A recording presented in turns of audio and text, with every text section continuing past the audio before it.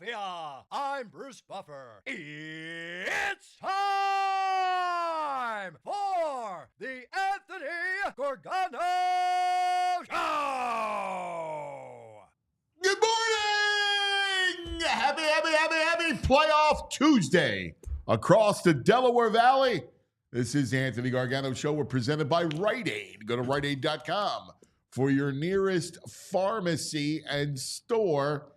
Well, we got it. Now it's the countdown. The countdown is on for Sunday. Yesterday, we learned big news from Green Bay. Christian Watson, done. That's a huge loss for them. But we saw non-contact knee injury, and it's a shame, but feared the worst. Christian Watson is out, will not play. Sunday is done for the playoffs.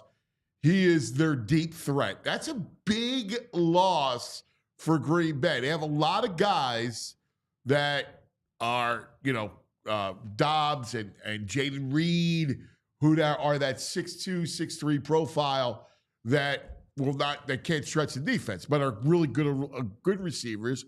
Wicks, but they relied a lot on Christian Watson to give them like that deep threat. Bo Melton, who's actually a local kid, will kind of fill in on that way and try to kind of stretch the defense. But I was watching some Packers tape last night. I was bored. No Monday Night Football. I had Sixers Suns, and then on my laptop I was looking at the Packers, and I got to tell you, I feel great about the Eagles' defense in the matchup. Like, I know in the first game there were 29 points. I throw the first game out.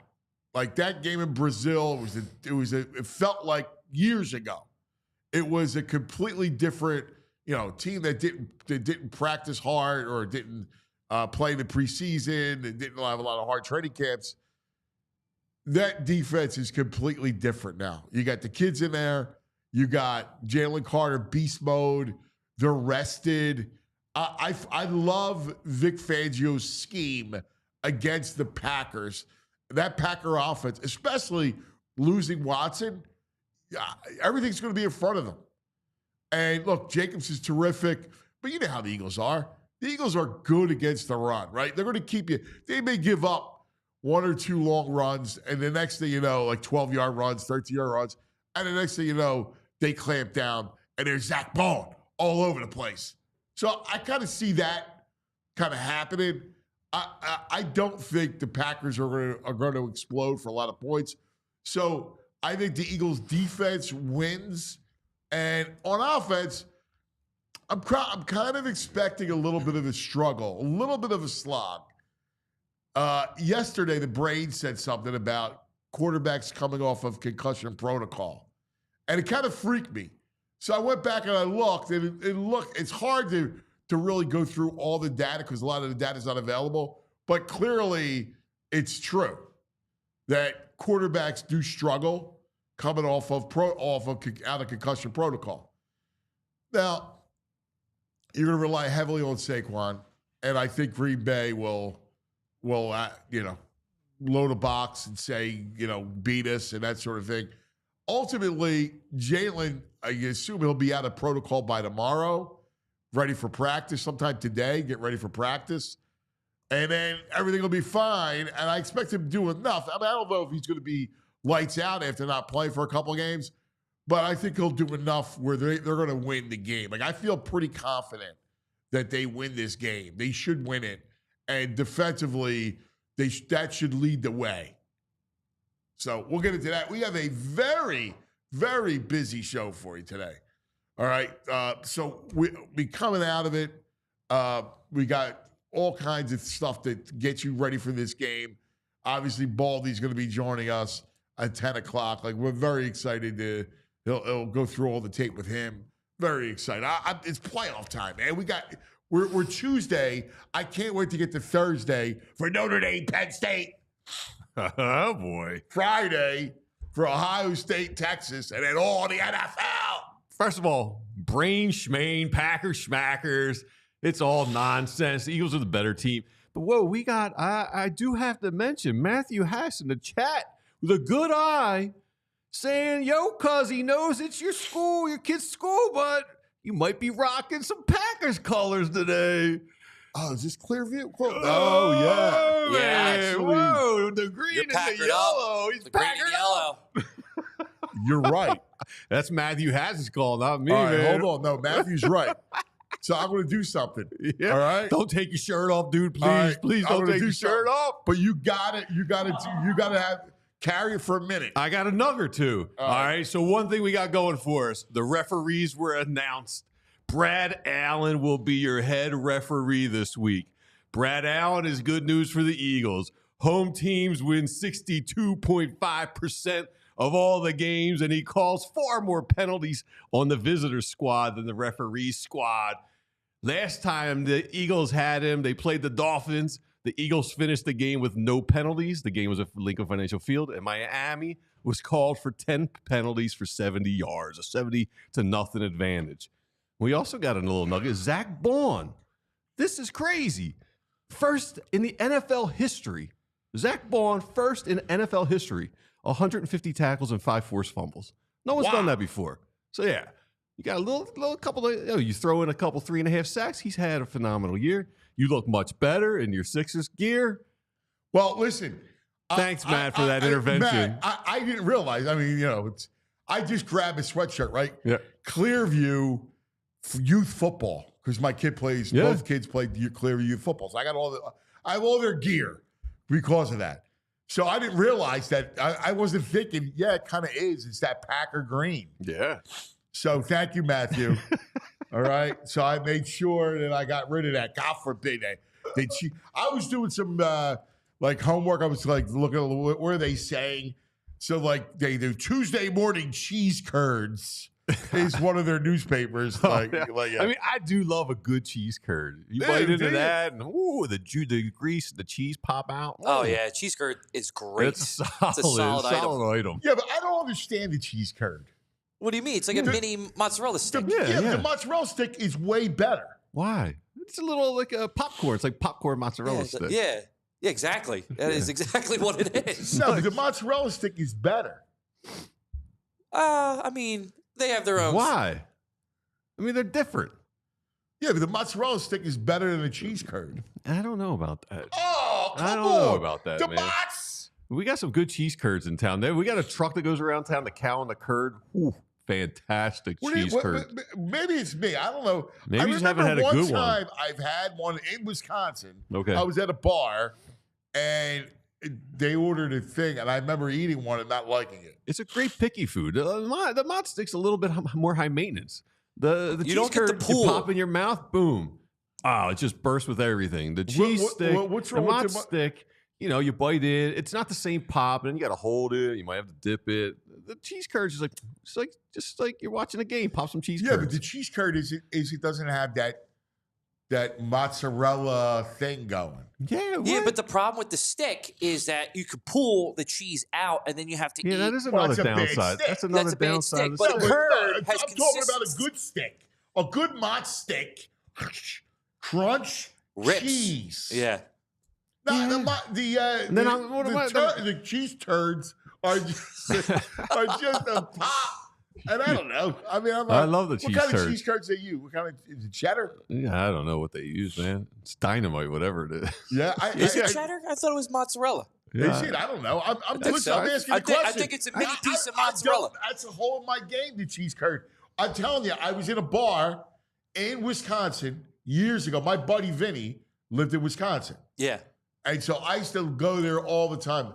And when I was covering sports in New York, I would do a lot of Packer stuff just to go so I can hang out with him. And I was in a bar and they had the cheese curds. I feel like I didn't like them. I feel like they're a little gooier, a little greasier. I don't know. There's something different with them. You're man. pro cheese. You're a little hot on the cheese curd. I'm just hanging out with this. I have to eat mozzarella. So I hold it for a little bit, dip it or something. I don't know. I like my hands you just free. pop. You pop. Yeah. Pop the curd. Yeah. Like pickies. I don't like the name of it either. You're a big picky guy. A curd is, kind of gross. It's a bad name. It's a bad name. Mozzarella stick is a great name. Yeah. Give me the Mott stick. And a good Mott stick, to me, is way better. I can't do the house. It's got to be a good marinara. Oh, yeah. You know what I don't for the dip. Yeah. No, So, you know, definitely. some places do it's like a Mott's Square. You ever been to these places? Like Yeah. the flat almost. My mother used to I don't make like that. They're like either. My mom thin, used to they're make- long, they're like I a always stick rectangle. over that, but I go curd over stick. We used to do the homemade mutts, Now And that's that's how- nice. and that's how. But we did a square. I would take the homemade over the stick. Yeah, Yeah. because it's easier with the square for the oil in the pan. We use the olive oil, make it good for you. All right. You know. Yeah. But Making me hungry. Anyway, we get off the subject of see that Packer thing, man. It's funny. There is a legion of people that just love that football team, like outside of Green Bay. I get it, I guess. You know, if we didn't have our own team, if we're in the middle of Kansas, Yeah, no, I love the fact they we exist. got Lambeau Field and all that. I love the fact that they They're owned exist. by the public, like a Yeah. public trust. No. Listen, and if you're there, like a few places touched my football soul. Notre Dame was one of them. When Yeah? I spent the first time I went to Notre Dame, actually, it was Notre Dame Penn State, 1992. And I remember the whole thing, touchdown Jesus, and the linebacker in. Is that a with big all my thing? The buddies. touchdown Jesus is it impressive when you're there? No, It's yeah, a without giant doubt. mural. And then I went back when I was working in New York. I spent 2 weeks there, literally on campus. Bob Davey was the coach at the time, and I would zoom around the golf cart with him. Like it was the greatest thing in the world. And I'm like, this thing's awesome, right? Like it's football. And Green Bay was another one. I covered Packers, Niners, NFC Championship game, and it felt like football, man. It was freezing. Yeah. All those people are out tailgating, craziness. Dude, did you see the video this weekend of how cold it was? And one guy opened his bottle of water. As soon as the air hit it, it just froze the whole bottle of water in its container. Was that real? I feel like that was saw fake. that I everywhere. saw that same video. Is that possible? I don't That's know. got to be cold. Like So what real happened? cold. So wait, he's out. So what happens? Where's the water at? Outside? He's got a bottle of water in his hand, and he opens up the water, and as soon as he opens the lid up, it The starts whole to thing freeze. freezes. So it was like that movie, The Day After Tomorrow. The day after tomorrow. Exactly. Remember that? No. Exactly. Yeah. You come out, all of Yeah. a sudden, the people started to freeze. Yeah. and- Dennis Quaid. Yeah. Jake Gyllenhaal. You remember that I one? never heard of it. It was you would like it. It's one of Yeah, they're those. trapped in like New York City. Yeah, it's like the whole world. It's climate change. All right, I just texted you the right, link if you we'll want pull to it throw it up. up. But yeah, it's wild. Yeah, I've never seen that. Yeah, no, it's a good one. It's climate change. Yeah. But it's cold and it's freezing and Is it freezing when Arctic- you're there? Arctic in Green Bay. Yeah. yeah. It's ridiculous. They got wind. Yeah, it's horrible. I don't know how people live there. My buddy, I would go see my buddy Vinny. They would have to plug in their car and keep it warm, their batteries. It's tundra. Wow.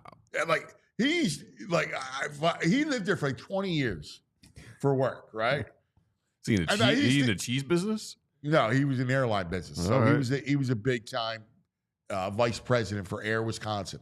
So what he would do is Air Wisconsin. yeah, that was huge. They would Wow. fly all the regionals for U.S. Air. All right. Then it came American. All right. So it was a big deal. So, but that was their headquarters. So he would fly home all the time, and so he was not like he was stuck there all the time. Mhm. But he was like, dude, he still talks about it like he was scarred, like he did time, Like he did time in in a Vietnam. Bulgarian prison. Here's the video, by the way, so you can see what we're talking about. Wow, as soon as he twisted it, or they twisted it. And then you're going, oh crap, now we have to somehow pick up Look at the that. pieces and Instant now freeze. Philadelphia. Oh my god, I don't think that's fake, man. that's I don't That know. looks real. I mean, Really? That's That looks real? That's not This fake. guy's standing on the side. What's it? Michael Carbonaro on the sidelines. Yeah. Doing That's I not- feel like he magic dropped dude. something in there. I don't know. Dude, that's not fake, dude. That's so cold That's real. then. Wow. Yeah, well, it's called freaking Green Bay. But all right, all that stuff aside, Mm-hmm.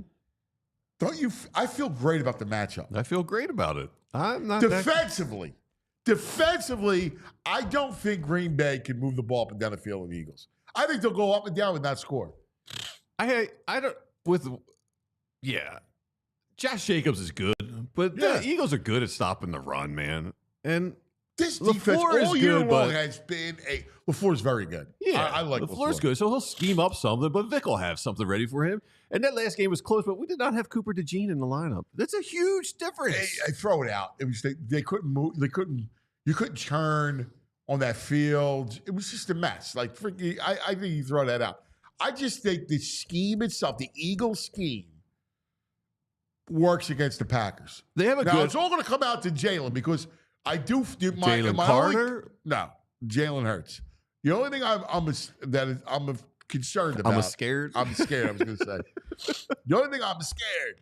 We say that all the time. I'm scared. I tell my buddy Toots. The only thing is that rust. I think that's real. Like their pass rush? no, that rust. Oh, that you don't play for 2 weeks. You know, they're slow starters to begin with. Yeah. Like that's a concerning thing. Of course, like they had 2 games where they were on fire in the first quarter, and this happens, and now the rust is a concern. I think Kellen Moore's good enough that, you know, it'll be a lot of Saquon and really high percentage passes to get them going and get the rust off. Yeah. I think so. Yeah. Well, Dude, just you want to feel old. 4th and 26. Cooper DeJean was 11 months old. oh my God. That's crazy. That's wild. Yeah, I saw that on Twitter. I was like, Oh whoa. my God. It feels like yesterday. I know. I was covering that game and unbelievable. Mm-hmm. All right, joining us from the all PHLY Eagles show. He does a great job. All week long, we're going to be taking the temperature of these people. Bo Wulf, my man Bo, good morning. Happy New Year, brother. Happy New Year. How we doing? You think Cooper DeJean could dunk at 11 months old? Probably. On or his one of those little nets, yeah. On his 6-foot rim. Yeah, I think so too. Oh, yeah, they're both looking handsome today. The facial hair looks nice, trimmed up. He's got a good little sweater on. I like it. You look handsome. Thank you very much. It's not every day that I get to shower before I drop off the kids at school, but I was able to fit it in It's today. not gone unnoticed. Believe me, I'm with you. Dropping off the kids is always a pain in the ass. All right, let's get to it. I keep looking at the matchup that I think will decide the game in the Eagles' favor is that Eagles defense. Losing Christian Watson, I think plays right into the Eagles' hands that they keep everything in front of them, and losing their biggest deep threat, I think really hurts that offense. I think it makes a big difference, no doubt about it. Now, I will say that this Eagles defense, in terms of like keeping everything in front, they have given up more big plays, you know, in week 17, week 16, those 2 games on defense than they had before that. It turned from a defense that was like dominant on a per play basis to a defense that was all of a sudden just forcing a lot of turnovers and winning that way. So I think that's one thing to keep in mind. But in terms of the matchup, I sort of agree with you. Is that like an outlier? Like, let's talk about that because that's interesting. Because it's only a couple of games, and I took it like you got Daniels was the one game, and he kind of makes things happen like that. Was that an outlier, or you think that's something that maybe the front's wearing down, or what do you see? Yeah, I think the front wearing down is a possibility. And I also think that there was something to like the Eagles had that reputation of, well, you can't beat them deep. And so offenses weren't really trying. Like there weren't even a ton of deep ball attempts. And so when Jaden Daniels hits that pass to Terry McLaurin, who runs away from Quinyon Mitchell, right? And then they beat Darius Slay on that same drive. De'Ami Brown does, right? All of a sudden, I think maybe teams are like, okay, you know, maybe we could test them deep and see what happens. And if those are 50-50 balls, you know, we'll see what happens. And I do believe that Jordan Love is capable of completing those passes, but it's less likely without Christian Watson, to your point. And I think the strength of that, like Packers passing attack is in the numbers, right? Like they have 4 like very capable wide receivers who are all moving parts. And against most defenses, those defenses can't cover those four guys, right? Just personnel wise, they don't have the defensive backs. And that's to, like you go, Cooper our 4 against your 4, right? Exactly. But this Eagles defense does, right? Like you've got Cooper DeJean now, you've got Slay and Quinyon Mitchell on the outside. I mean, even if you do go to dime, like Isaiah Rodgers is not a bad option, right? And so I think the Eagles do match up there. And to your point about the pass rush, like, you know, for all the talk about resting Saquon and, you know, you got to get AJ and Lane Johnson rest, I think there's a chance that like the biggest benefit that the Eagles see from resting guys in week 18 ends up being a fresh, rejuvenated pass rush. And you get guys like Josh Sweat and Nolan Smith really firing off the ball. And then obviously Jalen Carter, who has been playing so many snaps. I'm curious to see how, just how good he looks coming off of the rest. Yeah, I'm with you. And I think that was paramount because we talked about the front wearing down, being thin. So getting those guys to just giving them a week, I think is huge. And you bring up a great point about how the Packers attack, right? Like, again, the run game started to have a little bit of success against the Birds in the final couple weeks. But I expect that to kind of go away too. I like Jacobs. He's terrific. But I think I looked at matchup. My biggest concern for the game, Bo, is Jalen, right? And coming off of, once he gets released from the concussion protocol, which I guess will be today, so we can practice tomorrow. Oh, my guess is we won't hear officially until tomorrow. Yeah, because they won't practice today. Tomorrow's the first practice. Yeah, so but he can still practice while being officially in the protocol. And sometimes you're not allowed to be officially out of the protocol until you have had a full practice and then recovered the next day. So it's possible he will still officially be in the protocol on Thursday. But I think the tea leaf reading and Mike Garafolo and NFL Network reporting that they're not worried about him in the building. I think that's all you sort of need to know. Yeah, I heard the same thing. The only thing I did hear was there will be concern about how he comes out and looks, particularly early on. Yeah, and I know you guys talked about it before I came on. Like they have struggled early in games all season long, and so that is a factor. And it's like a little bit ironic that like the few times that they have scored on the opening drive, it's been one Tanner McKee and then another game that they lost. Like maybe they're better off just punting the ball away on the opening possession. But I think rust is an issue. It's probably why that opening drive will be very interesting. Do they just try to lean on Saquon and let Jalen settle in that way, or do they just call a couple easy button throws to AJ and Devontae and let them try to settle in that way? It's going to be very interesting. I do think that the Packers defense is like a top 5 defense by most advanced numbers, but it's very turnover heavy. And so if Jalen can protect the ball, I don't really believe that the Packers defense can hold up over the long run of this game. Well, the best part of the Packers defense is their front. I think you can get them in the secondary, and that's going to be the matchup. My guess is that they're going to sell out against the run and sell out against Barkley and put the game in Jalen's hands. And look, that worked the last time, right? Like if you got AJ if you man up AJ, he'll beat anybody off the line of scrimmage. I don't think there's anybody in the league who can cover AJ Brown one-on-one.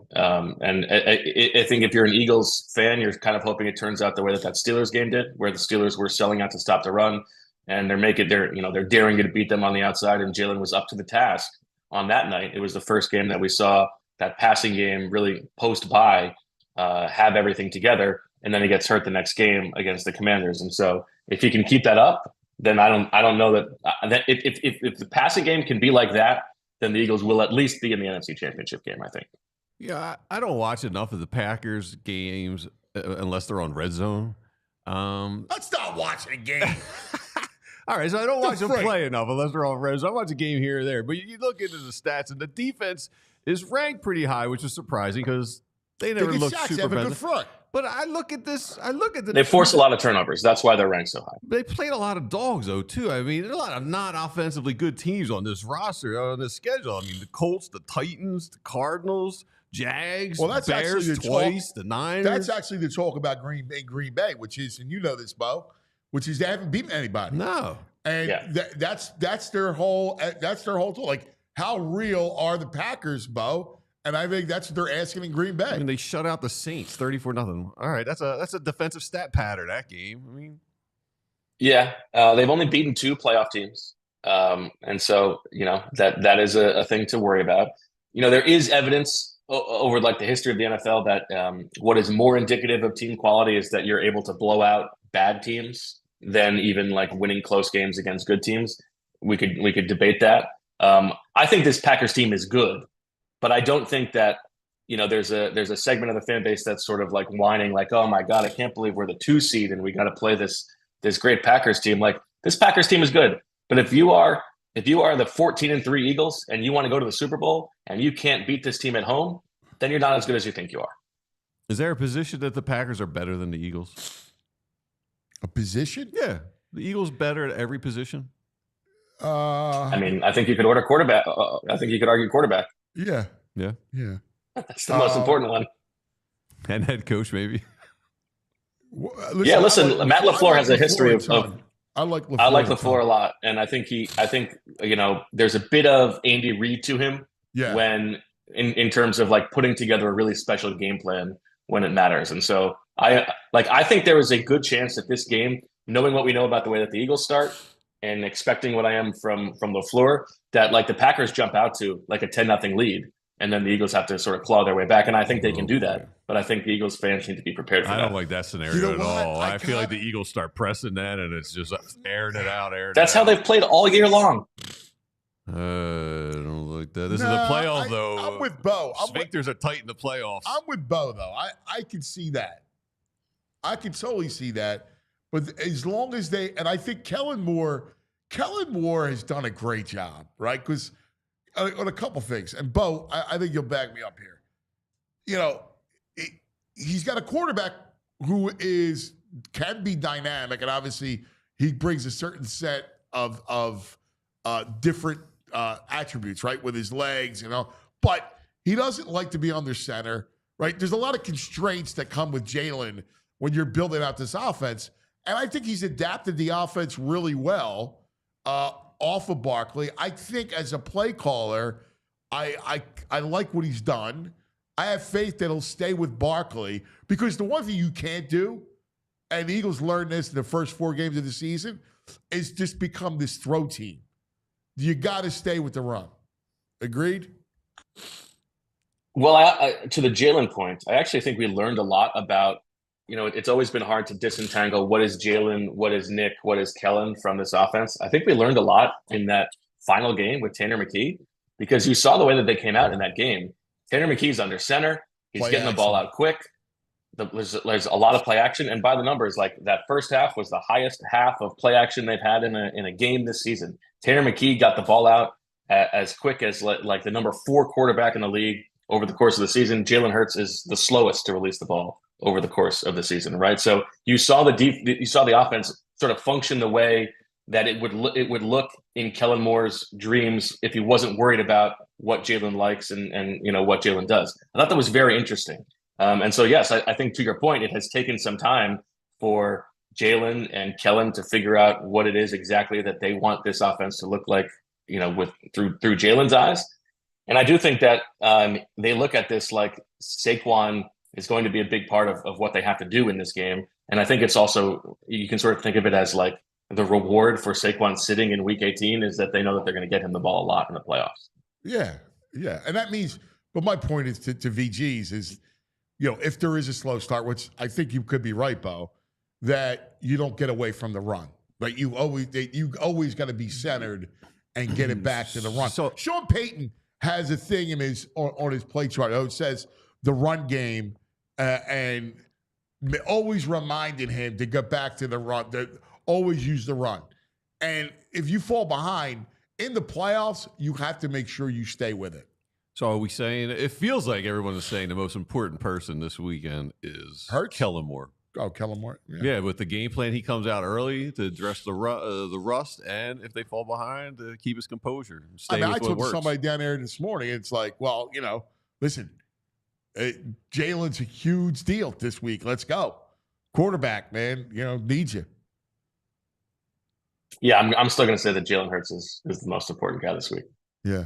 Xavier McKinney, I guess I was reading an article. He said their plan this week is basically not to have Barkley be a game wrecker. Yeah, well, I mean, we could have told you that. They're going to sell out against Barkley. Yeah.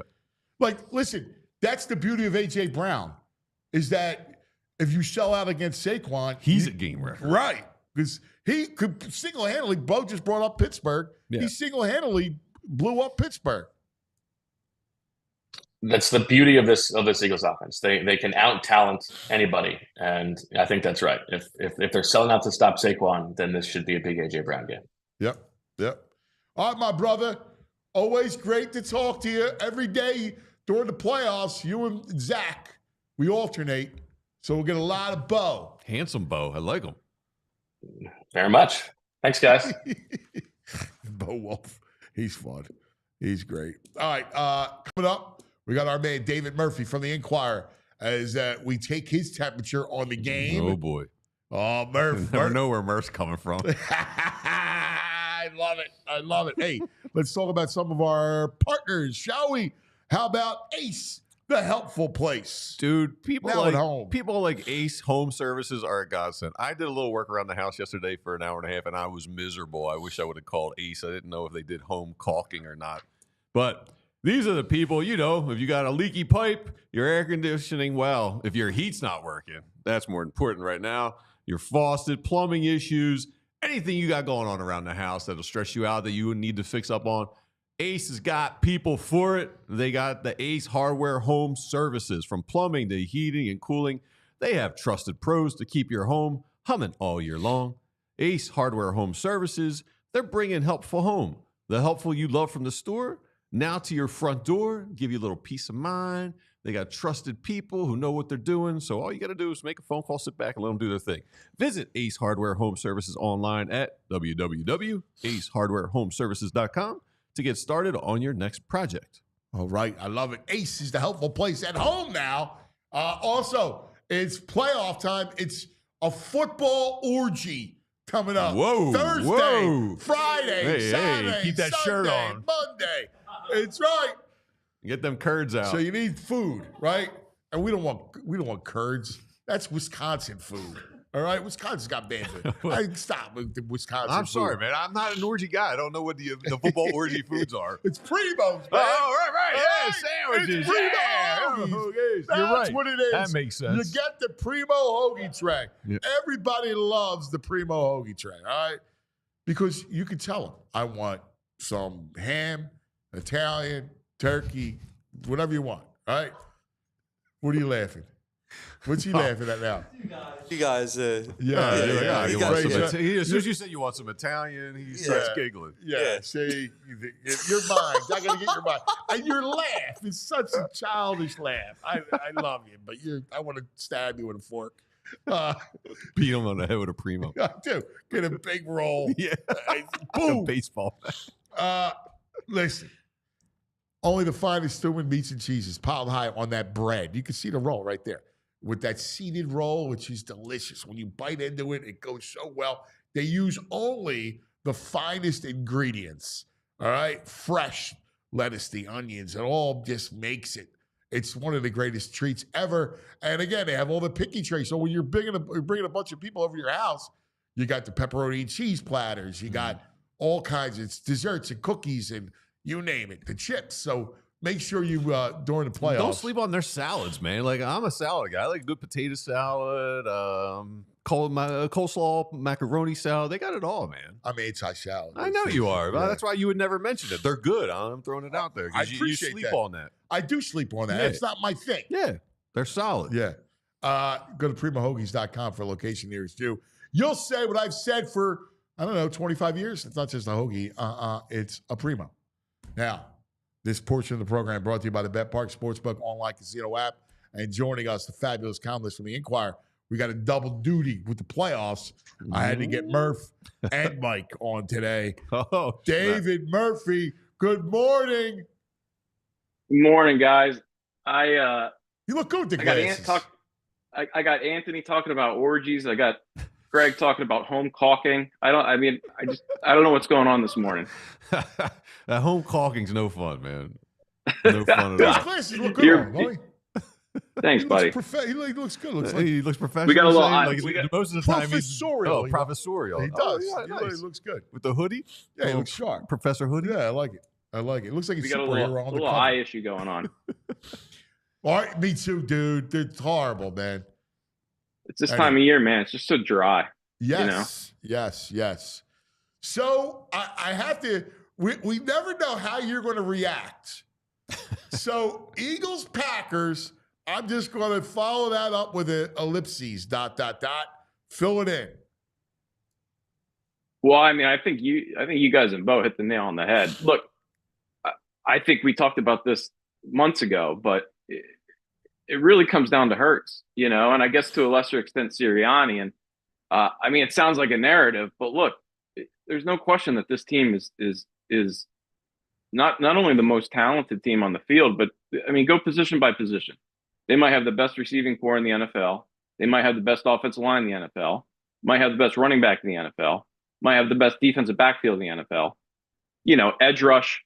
That might be the only other position that you can really argue they're outside of the top 5. Defensive tackle is probably one of the best in the NFL. If they don't win the Super Bowl, what's the variable? I mean, the only question is the quarterback, and I think that's the big question for not only this week but down the road, and whether they can get to this thing, because there's no question that outside of the quarterback, they are the most talented team in the NFL. Well, Dave, you did a piece this week about breaking down the head coaches and quarterback tandems and how important that is. Where would you rank the Hurts Sirianni tandem in the top 3 in the NFC of the teams remaining? I don't know. I mean, they're definitely in the top 7, I would guess. I think we're going to find out this postseason. That's the whole thing. I mean, 2 years ago, if you caught me walking out of Glendale, Arizona 2 years ago, I would have said they're number 1. I mean, Hurts looked that good in the Super Bowl. And we just haven't really seen that guy since then. And we're going to find out. I mean, I think this road to the Super Bowl is tougher than much tougher than they've had. The last 2 times. You got Todd Bowles potentially staring you in the second round, and if not, potentially Sean McVay. That's all Hurts, especially if it's the Bucs. We're going to find out. Yeah, the only thing about the coach-quarterback tandem is usually the head coach is an offensive guy and is the play caller. So that's kind of why you always do the coach-quarterback But even thing. with the Bowles and Baker, I mean, it's a formidable tandem because Todd Bowles got our number. Well, yeah, I mean, from a defense, because he's a defensive right. standpoint, from that perspective. Yeah, I mean, this ain't Dan Quinn and 42-year-old Matt Ryan. It isn't Josh Johnson and backup wide receiver under center. It ain't Case Keenum and Mike Zimmer. This field is there's not a lot of weaknesses. I mean, I would argue I think the Vikings are the weakest team in the field personally. And I think that goes back to Darnold. I think we saw on Sunday night, kind of the limitations of having a guy like that at quarterback, especially against a team that is well coached and can put pressure on you and force you to move your feet. Yeah, it's interesting because against the Packers, he was good, Darnold. Like, they pressured him. He stood in. He threw for like 369 in that game. Yeah, I'm not taking anything away from the guy. No, I'm just trying to figure him out, to be honest with you. Because I, like you. Well, I mean, what's there to figure out? The guy's been. It's not like this is his second team. I mean, he's gone through. He's having a Case Keenum year. He's a guy where when everything's right and he's got a great receiver. I mean, he's. Don't get me wrong. He's far surpassed my expectations. I've been very impressed by watching him play. But I still think, you would take any quarterback in this field pretty much in a second over him. And I think that, that's. Yeah, I'm not disputing that. I'm just kind of looking at like, I'm a big believer in you go to a system and then all of a sudden if you go to a place, like I love O'Connell, right? Like I think he's terrific. Like, so all of a sudden you go to a guy who's a really good coach. He helps make you. Like he was the Jets were a mess. It was COVID's Carolina. And then he goes to San Francisco and he's like, oh, all right. This is what football kind of should be, NFL football. And then he kind of learns. And then he goes to Minnesota and they devise something around him. Yeah, do I think he's, Mahomes? No, of course not. But I'm wondering, because I agree with you. I think this field is tough. It's no matter what matchup. And VG brought it up. The Buccaneers, they do scare me. In fact, Tampa may scare me more than Green Bay. Oh, for sure, for me. Oh, no doubt. Yeah, and that's the other thing. I'm still not a big believer in Jordan Love. I think he's kind of fake good a little bit. I mean, even in that Cowboys game last year, don't get me wrong, he looked very good. He was good against the Niners. But you had Cowboys defensive backs falling down on the field, and I'm just not a huge believer in him yet. Just throws off his back foot way too much. The Packers really really don't scare me. I could be putting my foot in my mouth next weekend. Yeah, but I didn't know where Dave was going to come from, but I like it. I'm on the same page as Mr. Yeah, Murphy they don't scare here. me at all. To me, it's the next two games and it's even if I think I'm not worried about the Eagles at all. I think the line's up to 4.5. I think this is going to be the latest too. Yeah, really. Yesterday, last time I looked, it was 4.5, but it wouldn't surprise me. I think, and as soon as Hurts is cleared, I wouldn't be surprised if that jumps up to 6.5. Maybe even a touchdown. But yeah, I mean, look, but the fact is they're very well coached. I'm with you guys. I like LaFleur a lot. That defense has. They don't have a ton of huge names in the front seven, but they have. They've only allowed more than 80 yards on the ground once in like the last 7 or 8 weeks. And Saquon, it took him a little while to get going against Green Bay, if you remember, in that season opener, even though that's, completely different season at this point. So no, I think the Eagles, I have no doubt the Eagles win this weekend. It's more about the cumulative toll of, you got to win, you got to play 3 straight games now. Chances are it's going to be 3 very well-coached teams. Look, this is not going to be Danny Dimes and Brian Dable. Like that game was a gimme. That game was over, the moment they arrived. This is going to be 3 stressful games, 3 stressful weeks. And it'll be interesting if it does end up being Detroit, what the cumulative toll is once they finally get to that NFC Championship. So let me ask you about the coaching situation for a second, because Jeremy Fowler had a report, and we talked about it yesterday, which is that Nick has to win at the first game and maybe even the second game, or else there could be rumblings about his job. Which, at this point, I think you got to give him a break. I mean, what's a guy got to do, man? Exactly. Look, I get it. I've been as hard on him as anybody. From the moment he got here, with just some of the, you got to I've always said you got to be the adult in the room as a head coach. I think he's done a better job of it this year, but you sacrifice a lot of credibility, when you don't act professional, and maybe I'm with you. I can't see it. Unless they have a guy, unless they've already decided, maybe there's been back channel conversations with Ben Johnson or Vrabel or whatever. That would be the only scenario I could see them doing it. If they're like, look, our guy is there this year, we can get him. Sorry, Nick, see ya. This is our guy for forever. I would understand that. But look, Sirianni, you can't take away, you can't take away the fact that he's I think he's the winningest coach in the NFL right now for 4 or 5 seasons. Yeah, 4 years. That doesn't just happen. There's a lot of very poorly coached teams in this league.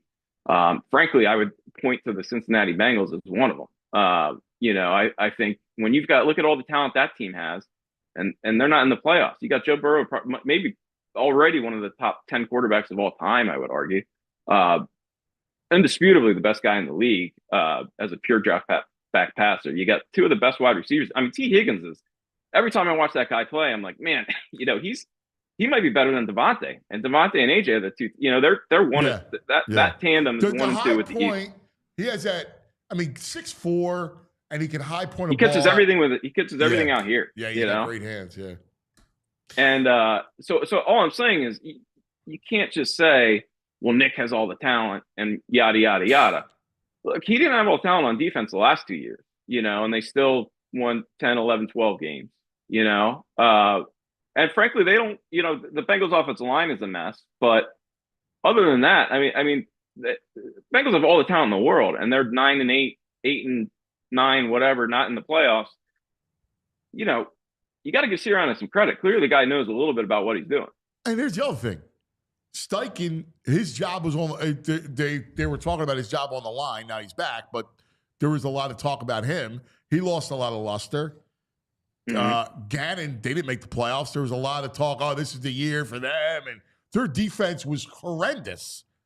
Yeah, and Doug gets fired. Yeah. I mean, it's you just ticking on down, and Sirianni's still here. I get it. Like Sirianni definitely, he's his own worst enemy in terms of how he presents and kind of controlling the narrative. I mean, he kind of like he comes across as a goober, and I think there's little things he could do to not do that. But I also appreciate that he doesn't care. And frankly, look, you're looking at all everyone forgets the two most important things from a head coach. It's not play calling. It's not any of that stuff. It's running the building and creating an atmosphere in your building. It's hiring coaches, and it's game planning.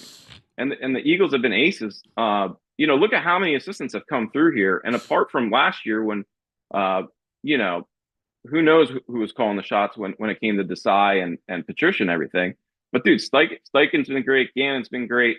Fangio's been great. Moore's been great. I mean, Nick does all the other stuff. All these things come from somewhere, and the coach is the one running it. And if he was just like Billy Madison running around the building, like it wouldn't look like this. Things don't just run on their own. It starts with the head coach. Yeah, he's 5th all time in winning percentage. 5th. There you go. Yeah, ahead of George Halas. Ahead of Don Shula. Are you a cheese curd guy? Well, Don Shula's never won a Super Bowl, but actually, did he? Was he on the? He was on the 72 Dolphins unbeaten team. But they didn't win a Super Bowl, did they? Did they win? Yeah, they're unbeaten. Oh yeah, they won. All right, never mind. All right, sorry, Don. My fault. You're the man. Cheese curd. I thought 72 was pre-Super Bowl. No. Do you like the cheese curd? We're arguing about it. Cheese curd. No, man, that's just mozzarella stick. Oh, dude, the cheese curd. You ever had that poutine stuff up in Canada? Love it. Oh, what? It's like cottage. It's like fried cottage cheese. Some gravy over your French fries. Oh, yeah, like it doesn't present well on the platter. I'm a big. No, it's a 3 a.m. meal. In Toronto, it's like 3 a.m. You go get some poutine. It's like a mop. I'll tell you what, it's just tough to like even spinach dip. Like I'm a spinach dip fan, but if you look at that too long, it's really tough to eat because it just doesn't look like something you want to be putting in your stomach. Spinach dip? I just saw that. Well, that's a long story, but anyway. You have a bad run-in with spinach dip this week? I did actually. I did, but we'll save that. We'll table that conversation for another day. Mott stick greater than the curd. I lean curd. All right. Yeah, I'm not a big mott stick either. I mean, cheese is like it's a complimentary. Yes. It's a complimentary thing. It can't be the. Yeah. But again, I'm getting old, and my enzymes aren't breaking down stuff like they used to. So. I feel you, buddy. My brother, great stuff as always. You're always a blast. Thank you, pal. All right. You're the best. David Murphy. Follow him on Twitter. Read him. He's terrific. Hopefully, he's got a bidet in the household with the artichoke spinach dip emergency. That is one of the best dips ever made. I love artichoke spinach dip. I love that. I'm a fan too. It's like I could eat that with a spoon. Just I don't even need a chip. There's a little cheese, a little Parmesan cheese, maybe melted in with it. Yeah, it's like a nice soup, a thick, hearty soup. I'm out. I'm not a dip guy though. Oh, that's a good. I don't dip. like any dip. I'm a big dip guy. I can't get enough dips. I got like 5 of them on my football day. I got like 5 dips out. Do you really? Yeah. We do some hummus. We do some pico de gallo. We do some French onion dip. What else we got? Oh, a little tzatziki. You do a little of that. Ooh, okay. Yeah. What's that, an Indian? It's like Mediterranean, a little yogurt-based. It's like dill yogurt-based. yogurt. Yeah. The tzatziki. What do you do? Tzatziki? What else? Yeah. I do honey. I do a honey dip for some cheese. You throw some cheese in the honey, some hummus. I do have the artichoke spinach dip Love imitation. that. Oh, yeah. Some pico de gallo or some salsa. Yeah, man. Some French onion. Yeah, it's French funny. I onion. don't do any dips. That's my favorite soup. What, French onion. Well, yeah, That's a good soup. That It's is a the great problem. soup. That's the How best about soup. that? I'm not looking for a dip. All right. Couple things. One, coming up, the brain. And then two, we got Baldy at 10 and Mike Sielski at 10:30.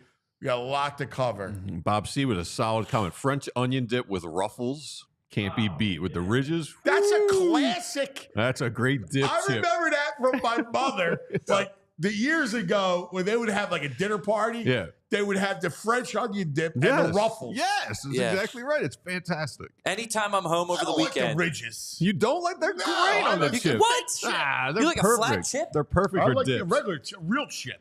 But like That's a real chip. what's a real chip? Like a kettle? Whatever, but like it's a real chip. It's not. It's imperfect. I think the Ruffles a fake chip. It's not a real chip. It's like the Pringle. That's a fake chip. I had some Pringles last night. Pringles suck. Some barbecue Pringles last night. They're horrible. It's a fake. It's a fake. It's a potato. Yeah, I don't like the Pringle. Give me the brain. You don't like the Pringle? No, Pringle sucks. Brain. Red the brain finder. Oh, there he is. What is Anthony, it, tell Brain? everyone Derek Carr's nickname. What's that? Tell everyone Derek Carr's nickname. Oh, Pringle. No Pringle? Yeah. Tell him, Brain. Because he sucks. I thought he was playing this. This was an argument I lost with that fine gentleman wearing that nice Sixers shirt. I was defending Derek Carr. Maybe I had ate too many drinks one day. But anyway, he kept calling him Pringle's Carr. He's like, he's fake. He's not a real good quarterback. He's a fake quarterback. He's a He Pringle. gives like it's a Listen, Pringle. the He's a ruffle, Pringle. Bob C. The ruffles give it more structural integrity Because for it's- more dip. But it's fake. It's not a potato. Stop. They make it. French onion soup, my favorite, by the way. Yeah, Right French up there. onion's the Maybe best. my favorite. Bahama like the Brad Reese's- home? It's like the Reese's of what'd you say? I said, is Bahama Brad home? No, like here. Wait, hang on for Still 1 in the second. Bahamas? yeah. Look at That's that. a nice shot. That's Yeah, a there great we go. shot. I watched it. I watched like a quarter of the Bahamas Bowl. I guess- Buffalo is staying here. The Oh, team, it's- yeah. Were, I were kept- they really? Yeah. I was going to Yeah. ask you, were you there for the game? No. I mean, you know, it's funny. I actually would have been. I didn't even realize. You know, it's funny.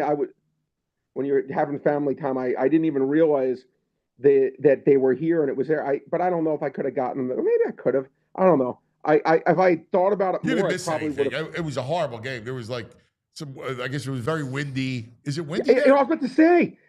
By the way, it is freaking windy here, and some of the Bahama Bowls, the wind's been like crazy.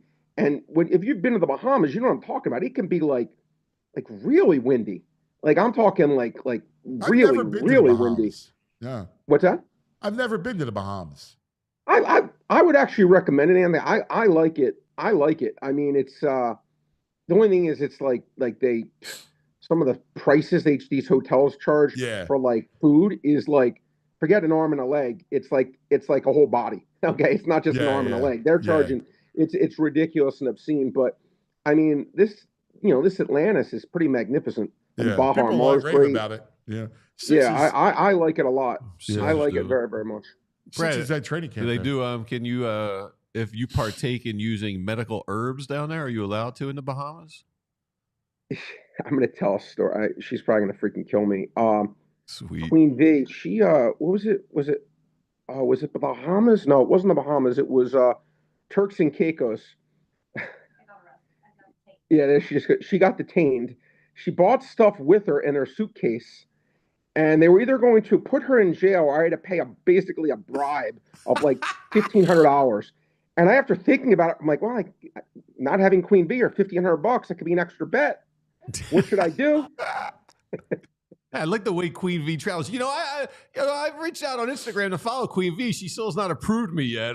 We travel in similar styles. Violations, Greg. What's wrong with you? Come I'll on, take care of Queen. that. That'll be done today. Appreciate that. I got to get more. Okay, I got to get more medicinal, access she to had a more card. Brad pictures. Yeah. No, I will make sure she takes it. But no, it's interesting. I explain to her. I'm like, when you go to a different country, a medicinal marijuana card doesn't really mean anything. But anyway, I'm out that's of the a Bahamas. side note with that. But no, I don't even know if they have that here. To be honest, I'm not like really someone who does much of that, to be honest. But no, fair enough. We've discussed it enough. yeah, All yeah. right. But I don't know Get if back to it's good football. here. Get back to football. Yeah. What do we make of now? You have a day to kind of digest, right? The line's now 5.5. No Christian Watson. We know now he's gone for good. So kind of, how do you kind of handicap it? Well, look, I think it's going to be hard. Look, it's a tough game. I told you, I think the Eagles are going to win the game, but I think it's going to be hard. I'm not expecting. Let me make this clear. I'm not expecting Green Bay to just come in here, love to just have a lot of success. I think the Eagles defense is going to play quite well. I may look at Green Bay's total under. I think they're going to struggle to score. Now, again, I'm not saying the Eagles are going to have a ton of success either. I kind of think this is going to be an under kind of game. Yeah, I think you're right. I think it's an under game. Do you put any stock into the second time teams meet, the opposite happens? So the first time, it was 34-29 in the opener. Yeah, and it was a crazy game. It was just not indicative, I think, of who these teams are. I mean, obviously the Eagles can be explosive, but I agree with you. I don't think Green Bay can put up 29 points on the Eagles. No way. It's interesting. To your point, very interesting. And I want you to make a note of this when the NBA playoffs start. Look at game 1 of an NBA series. Let's suppose that total sitting at, I'll just make a number up, 230.5. By game 7, that same series, the total will be down to 219.5. To your point, it'll because the teams keep playing each other. They know their sets. They know what stuff they're going to run. Now, game 2 in an NFL versus game 7 straight times. Playing someone's a little different. I'm not going to say it's to that extreme, okay? But what I am saying is I do think there's some merit to that because, again, when you understand what maybe just, again, you're going against a certain receiver. You see what kind of moves he maybe likes to make or whatnot.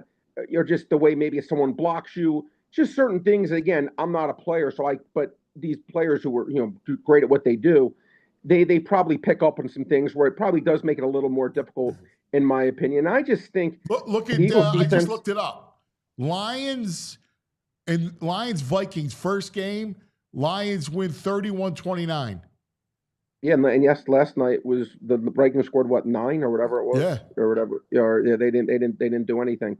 So I do think it's more difficult in general to get points scored that second game. And again, but I just think Green Bay, I just don't know if they have enough weapons here to score enough points. The more I think about the game, and Jacobs' over-runner I saw was 75.5. I don't think he's getting his 76. Now, he's played great. He's played great, Jacobs. Had a great year, much better than I gave him credit for.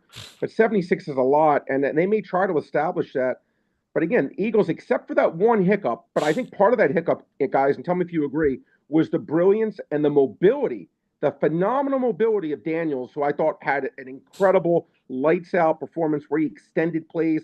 Love's not that kind of player. He's a good quarterback, but to me, I think they're going to have struggle to score Green Bay. I do. I do too. The way the Eagles' defense is, and Bo Wulf brought this up, and I thought it was a great point. The Eagles' secondary matches up, right? Because Green Bay has a lot of weapons. They, Jaden Reed, Dobbs, Wicks, right? Well, the Eagles' secondary, if you go with those guys, you can match up man on man, right? And you can take those guys out. Yeah, but when you say, Anthony, a lot of weapons, see, to me, I think they're all a bunch of number 4 starters in Major League Baseball. I mean, they're all legitimate NFL pros, those guys, but they're no A.J. Brown or Devonta Smith. Agree. Those are weapons to me. I don't go number 4. I go number 2. A.J. Brown is an ace, right? You think that the Green Bay receivers are number 2s? Come on. Yeah. Stop it. Well, yeah. Dobbs and Reed are good. They're not number 2 starters. I will Whatever. arm wrestle you to the hill on that. They don't stink. I'm feeling I don't say they stink, but number 4 starters don't stink too. Yeah, they it's do. It's a legitimate professional. It's a legitimate. They're professional players who I think. I disagree. I guess we're looking at all right. Yeah. The ace. A.J. Brown and Devontae Smith are aces. You got A.J. Brown's a top ace. Devontae's a low ace, but they're aces. Yeah. I mean, whatever how you want to do. My point is, I think they're good. I think they're good. Maybe number 4 okay. starters, so maybe that's what it is. They're They got a bunch of solid. Jahan Dotsons on their team. They're fine. No, they're better than Dotson. But I just don't think, Anthony, they're like true like dynamite like big. I mean, Watson, for all his warts, was that guy that could make that 80-yard play. To me, like Watson was their deep threat. Now their only deep threat's Bo Melton, so that's it. Right, and so I actually think Green Bay again. I think they're going to have to beat the Eagles by death of 1,000 paper cuts. Yes. Which I don't know if they're going to be able to do. Yes. And what I mean by that is they're going to have to have like these 12, 13, 14 play drives. I don't think they're going to have much success getting these big chunk plays against the Eagles defense. I really don't. Yeah, I agree. I agree. All right. Anything else stand out? Tomorrow, big day tomorrow. Tomorrow is a big day. I'm going to give you a couple things in the association night, Anthony. Derek White averages 4.5 rebounds. They made it 3.5. He goes over 2 out of 3 times. He's averaging 4.5. They're making it 3.5. I'm going to take that over in terms of rebounds. Julius Randle, 5.5 assists. He averages like 4.8. He goes under about 2/3 of the time once again. And then Derek Lively, they made 3.5 assists. He averages 2.5. He's gone under that 26 of 32 times. It's hard to get 4 assists. Now, again, there's no Luka Doncic and Kyrie Irving, but for a center like that, I don't know if that really necessarily affects his assists. To me, it affects maybe more the point guard's assists, more so than someone like a Derek Lively. I like it. There he is. The Brain. Tomorrow night, big show, back Cousins Corner. So get ready. Appreciate you guys. Be good. Have fun in Bahamas. There he is, the Brain. Brain and Mrs. Brain. There's a couple of women behind him in the background there. Brain's got going on in the Bahamas. Yeah, he does. Brain's got it cooking. Let's talk about some of our friends, and then we go to Baldy. Oh, we can't wait for this. Baldy. Let's talk about Golden Nugget Jewelers, right? Golden Nugget Jewelers, where Philly gets engaged. Valentine's Day, boys. It's around the corner. Yeah, a little bit of muffin change. And every store you go to, it's nothing but Valentine's Day stuff. Now they're quick the way they switch it right from Christmas and New Year right into Valentine's Day. Well, you go from Halloween to the turkey stuff, autumnal turkey stuff, to Christmas to Valentine's Day, and then after that, the Easter stuff will come up. Yeah, right. No, Rite Aid's loaded with all their Valentine's candy already. So you see that Golden Nugget Jewelers, it's right on 8th and Chestnut. Yep. It's in the heart of Jewelers Row, right in Center City. There's a guy named Yaron. He's the owner. So walk in there. It's huge, right? Walk into the place. Say, I want to talk to Yaron. Mm-hmm. All right? I need a gift for my girlfriend, my wife, whatever. He's going to make sure he's an expert. He knows what impresses. Dude, I'm telling you, a guy like Yaron understands women more than you and I will ever. All right? He knows the deal. All right? So go see him. He's going to help you out. And if you are looking to pop the question, there's no better place than Golden Nugget Jewelers. He'll give you a whole education on the diamond, right? The cut, the clarity, you name it, right? The carat, all the stuff that goes into it. So he'll give you all, work within your budget, put it together with a great setting. She'll have a ring that's just incredible, incandescent. So make sure you go to goldennuggetjewelers.com. Golden Nugget Jewelers, where Philly gets engaged. You save a couple bucks too. It gives you a good deal. You roll over to Locust Bar. It's like 2 blocks away. Have yourself a pint. Yeah, I like that idea. All right. How about some betparks.com? All right. There you go. BetParks Casino Sportsbook app is the greatest thing in the world.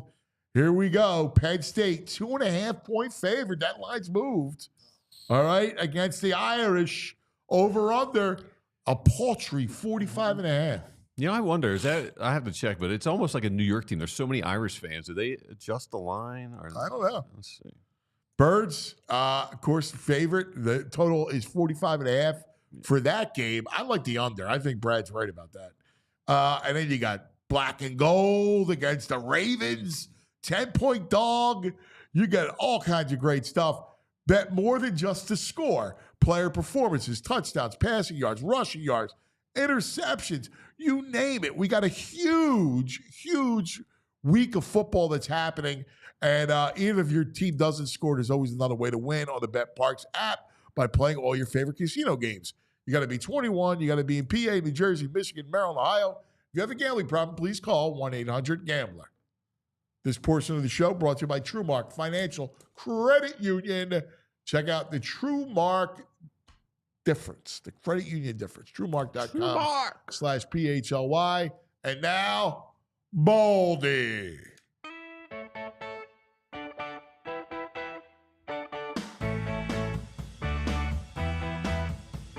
Baldy. Oh, let's talk some football. Baldy. Oh, he likes pizza and football. Oh, Baldy. Oh, Baldy, who was a legend on the Jason Kelsey show doing the splits. Oh, yeah. Everyone was talking about Baldy on the show. Baldy, you stole the show. We love Barkley. We love Jason. And Baldy stole the show. Yep. No, I didn't do that. I'll tell you what, though. I mean, we've all been around Charles. Like, he's the nicest man in the world, man. That guy is to see him work a room backstage with all the producers and help and all that stuff, and just see just how nice and open he is, man. He's something else, man. It was a fun night. Hope the show does good, man. Have you ever gone out and had a cocktail with Mr. Barkley? No, it's interesting. Well, I did that night. I mean, we had a refrigerator full of beer. Nice. So Charles was like, what kind of beer you got in there? And so some girl, opens it up and he goes, yeah, let me try one of those. I go, okay, Chuck. So we had a beer together. And then he goes, hey, give me like 4 or 5 more of those. I'm heading to the casino. So he took like 5 with him. He was heading out to Valley Forge. He had gambling duties that night. So I can honestly say that I had a beer with Chuck. Nice. That's fabulous. That's awesome. 4 or 5 roadies. That's amazing. Exactly. They go down. They look pretty small in his hands. He's the greatest. All right, let's go, man. This is it. Thursday, Penn State, Notre Dame. Friday, Texas, Ohio State. Saturday, Wildcard NFL.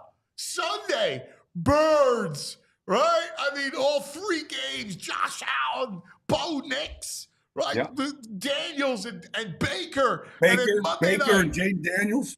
I mean, it's a dream weekend. In fact, I was torn, okay, because I've got press credentials to Ohio State, Texas. All right. But I'm also doing the Hula Bowl on Saturday.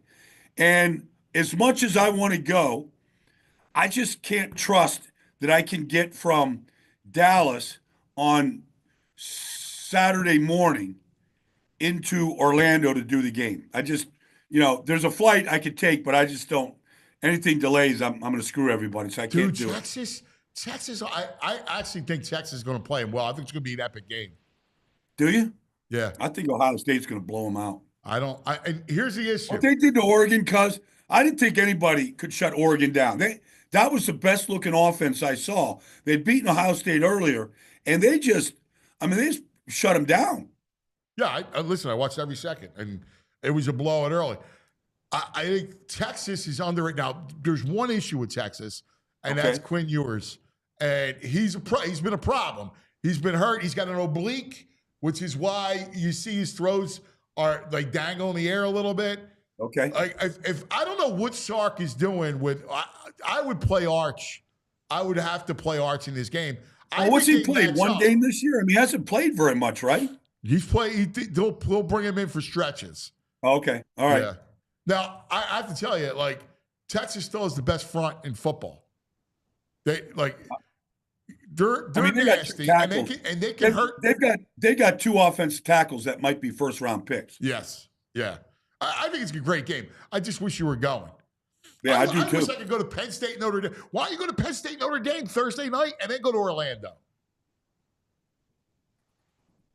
Where is Penn State, Notre Dame? Orange Bowl.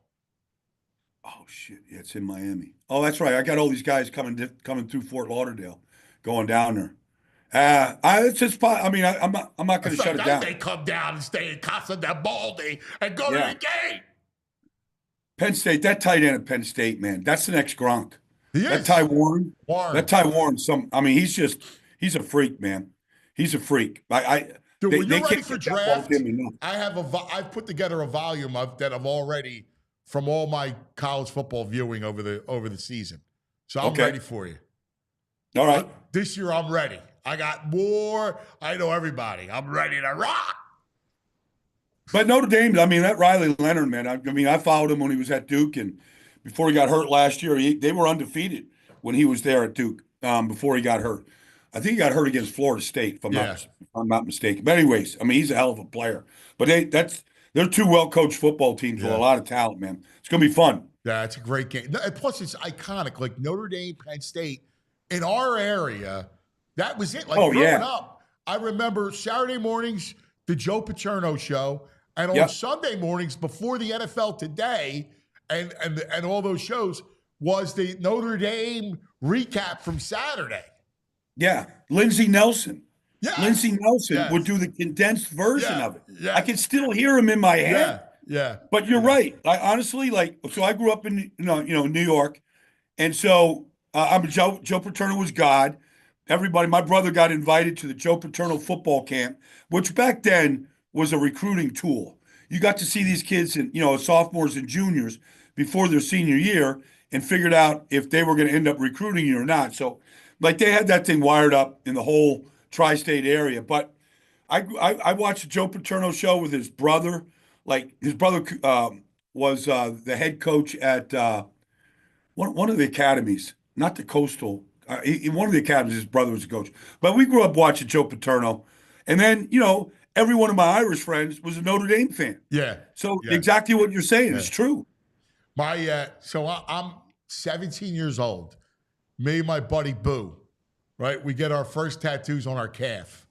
And of course, he gets the Notre Dame. His last name's Rodden. He gets the Notre Dame Fighting Irish right on his ankle. Like, that was it. That they all loved it. Well, I'll never forget. On December 31st, 1969, we moved from Cherry Hill, New Jersey to Minnesota. And halfway between that drive was Notre Dame, South Bend. Right. And my dad stopped in South Bend to show the boys Touchdown Jesus, the stadium. He played there as a All-American at Navy. And I remember, and that day, they played the Cotton Bowl. Notre Dame played the Cotton Bowl against Texas. So that was the big game that day, the Cotton Bowl. And we were at Notre Dame that day, listening to it in the car after we stopped driving to Minnesota. Yeah, that's awesome. Like, that's incredible. Yeah. All right, I want to go through all the games with you. So we got, where are you headed on, which NFL game are you doing? I'm not doing any. I have to do all the post game for all the games, so I'm just going to be in the studio. So I'm not going to be at a game for the playoffs. I have to do the Super Bowl out there, our pregame show. So there's some duties I got to do. But this weekend, honestly, I'm going to be a fan watching the games and then just commenting on them afterwards. As soon as I get them, I'm going to start breaking them down. Oh, great! That's awesome. All right, well let's start obviously with Sunday 4:30. Dusk across Philadelphia, Lincoln Financial Field, the sun setting, and it's the Birds and the Packers. No Christian Watson. Big loss for Green Bay. Yeah, I mean, they don't really have a number one receiver. I don't think he's the difference maker because they have Dobbs and they have Reed and they have Wicks and they have Tucker Kraft. They got all these other guys. But there is a trickle-down effect when you're just one less playmaker that you could go to. So I do think that's a factor. No Jair Alexander. He played the first game. But that's okay. I just don't think I just don't think they match up physically with the Eagles defensively up front. Like, Rashawn Gary's their big pass rusher. Honestly, like I saw him this summer. And I'm a big Rashawn Gary fan. He's from Patterson, New Jersey. And he was a huge recruit of Harbaugh at Michigan, the whole thing. But honestly, he lost a bunch of weight to get quicker. Like, he just doesn't have the power that he used to have. He's probably like 265 instead of 285. And he's their best pass rusher. I just don't see their front having much effect on the Eagles. So, I mean, they got a blitz to get there. They're just going to be vulnerable on the back end. I think that's one factor. I mean, don't you think that Green Bay is just going to sell out against Saquon and try to pressure Jalen? They've seen teams try to do that, and it's like they could do that. I mean, the second, I was there in San Paulo for the game. Second play of the third quarter, they went 67 yards on the second play of the third quarter. Yeah. A.J. Brown, and he just ran away from everybody. So, I mean, I'm sure that they're going to try to stack it, as much as they can, at least on first down, and and challenge the Eagles, in their power run game. So, the challenge for the Eagles is to stay on the field, stay with it, because eventually they're going to crack it. They might have some success in the first quarter. A lot of teams do playing that style, but they eventually figure out the runs and the style of what they need to do, and then they start kind of opening up the game. Yeah, I'm curious. I think the Eagles' defense matches up with Green Bay's offense a lot too. At least now, right? Like now that you look at the corners, right? The fact that you got Cooper, who didn't play in the first game, as your nickel corner, you match up really well. The Eagles like to keep everything in front of you. They're much better against the run now, the way Zach Bond's playing. So I'm expecting the Eagles' defense to kind of set the tone on this whole thing, and I think that's where they're going to win it. Well, let me just give you one stat here, all right? And the comparison from last year to this year. Last year, they gave up 35 touchdown passes, okay? They were second worst only to Washington. Yeah. This year they gave up 22. Like they've cut that thing down by 13 touchdown passes from a year ago. I mean, they've improved in every department. So, I mean, stats are stats. I mean, the game, you got to play the game. But, the only thing, like I don't think Green Bay's concerned about Jordan Love, but he didn't finish the game the other day. Like nobody really, they said he could have gone back in, but nobody really knows. Just how bad that elbow is at this point. I'm sure that, Vic Fangio wants to find out pretty quickly. I'm sure if he's out there pregame warm-up at Lincoln Financial Field, everybody will be checking out his arm because he's got an elite arm. He can attack from anywhere. So I'd like to see just if he's still affected by what happened to him in that game last week. Yeah. I'm with you. How about Eagles offense with Jalen coming out of the concussion, missing the last couple games? Well, I mean, it's a concern. I mean, you haven't played in 3 weeks. 3 weeks, and now you're on the field. Playoff atmosphere. Can he does he have the same timing and touch? Now, I mean, this stuff is week to week to begin with, and then you take 3 weeks off. Even like, not that this is apples to apples, but, Andy Reid had that decision to make last week, play Patrick Mahomes, knowing if you don't play week 18, you're not playing Wildcard weekend. You're basically sitting for a pretty good stretch of time, hoping you can regain the timing that he finished the season with. And so that's always the challenge is, if he hasn't been throwing a lot, which I don't think he has, if he hasn't been throwing a lot, can you go out there when everything gets speeded up just a little bit more in the sudden death feel of a playoff game, can you regain that touch? All right.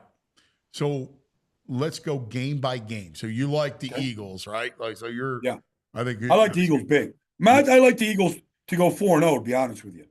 I like the Eagles against everybody they match up against. Whoa.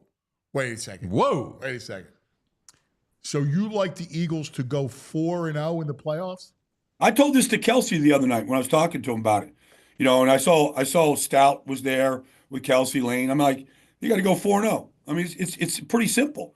Just go 4-0 right now. Take the week off like they did. Get healthy, get rested, and go 4-0. So you like him against Tampa? I like him against everybody. You like him in Detroit? Yes. And you like him against... I don't like Detroit's defense a little bit. And you like him you're going to put... Wait a second. Like last week, look, I love this kid, Amik Robertson. He's 5'8", Louisiana Tech kid. He played Justin Jefferson man up the other day. Justin Jefferson had 3 catches. You put that kid on A.J. Brown, like there's no shot. No chance. None. Like, I don't like him a little bit. Baldy's predicting a Super Bowl right now. Baldy's predicting a parade. I love it. I'm just saying it's a parade. I mean, just think about it. Like, you should have some kind of a whiteboard or something behind you, cuz 4-0, and just start Xing them off one at a time. Wow. Packers. I mean, that's what the season is. Buccaneers. I can't even process this right now. Lions, and Chiefs or Bills. So you're thinking, what, Eagles, Bills? The Eagles and the Bills Mafia? Yeah. I mean, I don't know if the Bills, I think the Bills are, we'll see if they get matched up with Baltimore or Kansas City. They're going to have to play one of those two teams, provided they get by, this weekend. But yeah, I like them. I like them against anybody in the AFC. Where are you at with Kansas City? I like Kansas City. Ever since they put Joe Tooney at left tackle, their offense really took off. Yeah. And Mahomes played much better, and they got everybody healthy on offense right now. Hollywood Brown. I mean, everybody's healthy, including Pacheco. So, I mean, their offense is cooking right now. Yeah, that's going to be if it's Bills Chiefs, that's going to be an epic battle. That'll be that'll be epic. Yeah. People are in the chat. They're now making plans, taking days off now, the day after the Super Bowl. They're all making plans now because of Baldy's predictions. Well, they've got all the fans. I mean, a lot of the fans have already been in New Orleans down there in week 3. Yeah. I mean, Saquon goes 60-something yards to, set up the first score, and they win in a nail biter. But, they know their way around, New Orleans right now. I'm sure our buddy Vince has already got the plane all ready to go, and the hotel rooms, the whole thing. Oh yeah. How are you? Are you set? You'll be in New Orleans, so you'll be ready to go? Well, I have to be. I got to be in LA for the Super Bowl. So I'm doing the pregame show for the NFL Network. So I got to be there. I'm not sure what stage I'm going to get there yet right now. Oh, so you're not. Okay, I got you. So will you be in New Orleans at all? You won't be there at all? I don't know yet. I actually don't know. Oh well. Yeah. All right, let's go through the games then. We'll start early. Texans and Chargers. How do you see this one match up? I just like the Chargers. I mean, they don't turn the ball over. The quarterback is playing out of his mind. They got healthy. J.K. Dobbins is back. Will Dissly is back. The offensive line is the tackles match up well against the Texans. Yeah. Pass rushers, Danielle Hunter, Will Anderson. Derek Barnett's playing really good, but they match up real well against those guys. And the Texans they've been heavily penalized all year. They lost their number 2 and their number 4 receivers for the year with Diggs and with Tank Dell. They don't have the same firepower. They lost their safety. So I like the way the Chargers are playing, and I like the way they match up in the fact that they don't turn it off, they don't turn it over, and they don't commit a lot of penalties. Yeah, I agree with you. I like, and the fact you get Dobbins back, it solidifies the run game. I'm with you. The rematch. Do the Steelers have any prayer against mighty Lamar in that Ravens offense? Well, I mean, the chance they have is the way that they got to 10-3 before this 4-game collapse. What the chance they have, and how they beat Pittsburgh the first time, or beat Baltimore the first time, was they got 3 takeaways in that game. Nick Herbig got a strip fumble against Derrick Henry in the first series of the game. They got the ball from Lamar. They had owned Lamar up until the last game, Week 16. If Baltimore takes care of the football reasonably well, I don't think Baltimore has a chance. Pittsburgh has a chance. Their offense is pathetic. It's a pathetic offense. It's not an offense that wins playoff games. If defensively they find a way to take the ball away, and they're game changers. TJ, Highsmith, Minka, they're not really changing the game right now. So I like the Ravens big time on Saturday night. Yeah, I do too. Just the way Pittsburgh's offense is just painful. I mean, Russ. Painful. I mean, they just need a quarterback. They have no quarterback. I mean, he's horrible. But there's also this predictability about it, sort of like the Eagles a year ago. Yeah. What's coming. Yeah. First down, it's a run. I mean, it's very predictable. Yeah, I agree. All right. So, I'll tell you, Bo Nix is a blast to watch. Yes. He's unbelievable to watch. Well, he saved his best for last week against Kansas City. I mean, he was awesome. And he did everything he wanted to do. And I'm telling you, I do things for All City in Denver. I watched every one of their games this year carefully. He couldn't complete a pass to a wide receiver the first 2 weeks of the season. And now you see him, getting the ball to Courtney, the whole group right now, Marvin Mims, Devon Vile. I mean, it's been impressive to see. Impressive to see his development. It's funny. I was talking to Spags after the game. He was pissed because, you can't do anything, right? Like you got all your backups in, you're calling vanilla defense, and he's watching the game. He's just watching his defense get carved up. And, those guys, they know intellectually, but they can't take themselves out of it. Then he's looking across the sidelines and he sees Sean Payton. And so that's another reason why. Well, coaching is the difference in this business. You get Sean Payton with a young quarterback. He's going to, if he's the right guy and wired the right way, the way Bo is, he's going to improve. So can Denver keep that game close? Yeah, I think they can. I mean, defensively, they're very good. And they've got their share of playmakers, whether it's Surtain or, Nick Benito or Zach Allen. Zach Allen got completely screwed in the Pro Bowl. He's been as good as any defensive tackle in football, if not the best defensive tackle in football right now. I mean, I call him, and everybody else in Denver calls him, he's a baby J.J. Watt. Yeah. Like the guy had 42 quarterback hits this year. I can't find anybody in the league that comes close to that right now. Yeah. They're pretty nasty. All right, the Sunday night game, because after us, we got the Sunday night game, and Baker Mayfield. It's a great game. It's a great game, Coach. Baker, you've been on Baker now for I went there on July 31st this year to Tampa. And I had to sit down with Todd Bowles. They had an indoor practice. I saw everybody. I saw, the general manager, Baker, Tristan Wars. I saw the whole group.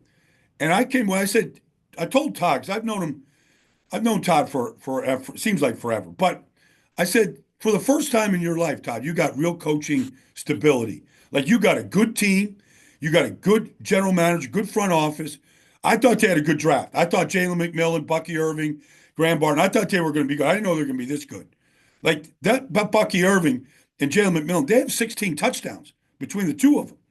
Graham Barton started every game. They went from number 32. Two dynamic players. Coaching job. Oregon, right Washington, now, like his scheme is second to none as far as running the football. It's different than everybody else's. The way he uses his tight ends, but no, I mean, Jaden Daniels is unreal. He ran for almost 1,000 yards. In addition to taking care of the football, like the guy's a stud. So that's going to be a great matchup. Oh, I got to tell you, you said it. You remember?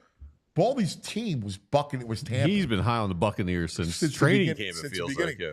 Now, it's going to be interesting because I think Tampa wins the game, and that'll set up the matchup of Todd Bowles v. Jalen. Right? I think that's on the Eagles' path to 4-0, I think it's the toughest matchup. Wow! The path to 4-0! That's fantastic. I love it. And I'm with you. Like I look at this game Sunday night, and it comes up Tampa every time. I just don't think as dynamic as Daniels is. Well, it's interesting. They played week 1, okay, and so Jaden Daniels' first start, and I gotta get running here pretty soon, because but it's okay. But so since Jaden's first start, Todd Bowles blitzed him every single play. Now the kid, Jaden literally ran 16 times in a game.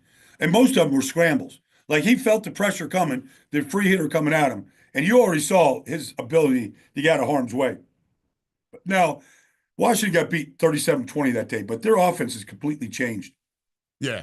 Terry McLaurin's got 13 touchdown catches. I mean, he's a legitimate threat. And Zach Ertz, it's like the rejuvenation of Zach Ertz. Like he looks like he did on a Super Bowl run with the Eagles right now. Yeah. Hey, real quick, we got to go. Vikes, Rams. Who do you like? I like the Vikings. I know everybody's dumping on Sam Darnold, and he missed some throws for sure the other night against Detroit. But the offense, the plays were there to be made. Like there's a predictability of what the coverage is going to be in certain situations. Nobody's better at Kevin O'Connell than identifying it and getting the right play. They had the right plays. They just didn't make the plays. But so I feel like they're going to rebound. And I feel like the Vikings, defensively, they're much better than the Rams defense. And they got 2 takeaways in that game. They got splash plays, tackle for losses, sacks. They got all that stuff. The offense just didn't take advantage of it. I'm with you. Baldy, you're the greatest. We Thank love you, you. guys. Talk to you Thursday. You got about the great Baldy. It's hard to even process that Baldy's calling the Super Bowl right now. He's calling a Super Bowl. Yeah. He's calling pretty confidently, 4-0. too. Pretty confidently. And he says it matter of fact. Yeah. Yeah. Like, there's nobody close, cuz. They're going to go 4-0, cuz. It's wild. Because I like him in every matchup. Yeah. Not Detroit. He didn't care what you were bringing up. Detroit, Tampa, don't matter. Nothing. 4-0. Chiefs, Buffalo, don't matter. Wow, man. Could you imagine they run to the Super Bowl and we get another parade? Like, listen. Yeah, I can imagine. I think, I feel confident about Sunday. And I don't know. I agree that they could certainly beat everyone out there. I don't know. I mean, this goes back. I wish we had more time. I wanted to ask him. It goes back to that Fowler point. I mean, he thinks 4-0. If they go out this weekend, is that an issue?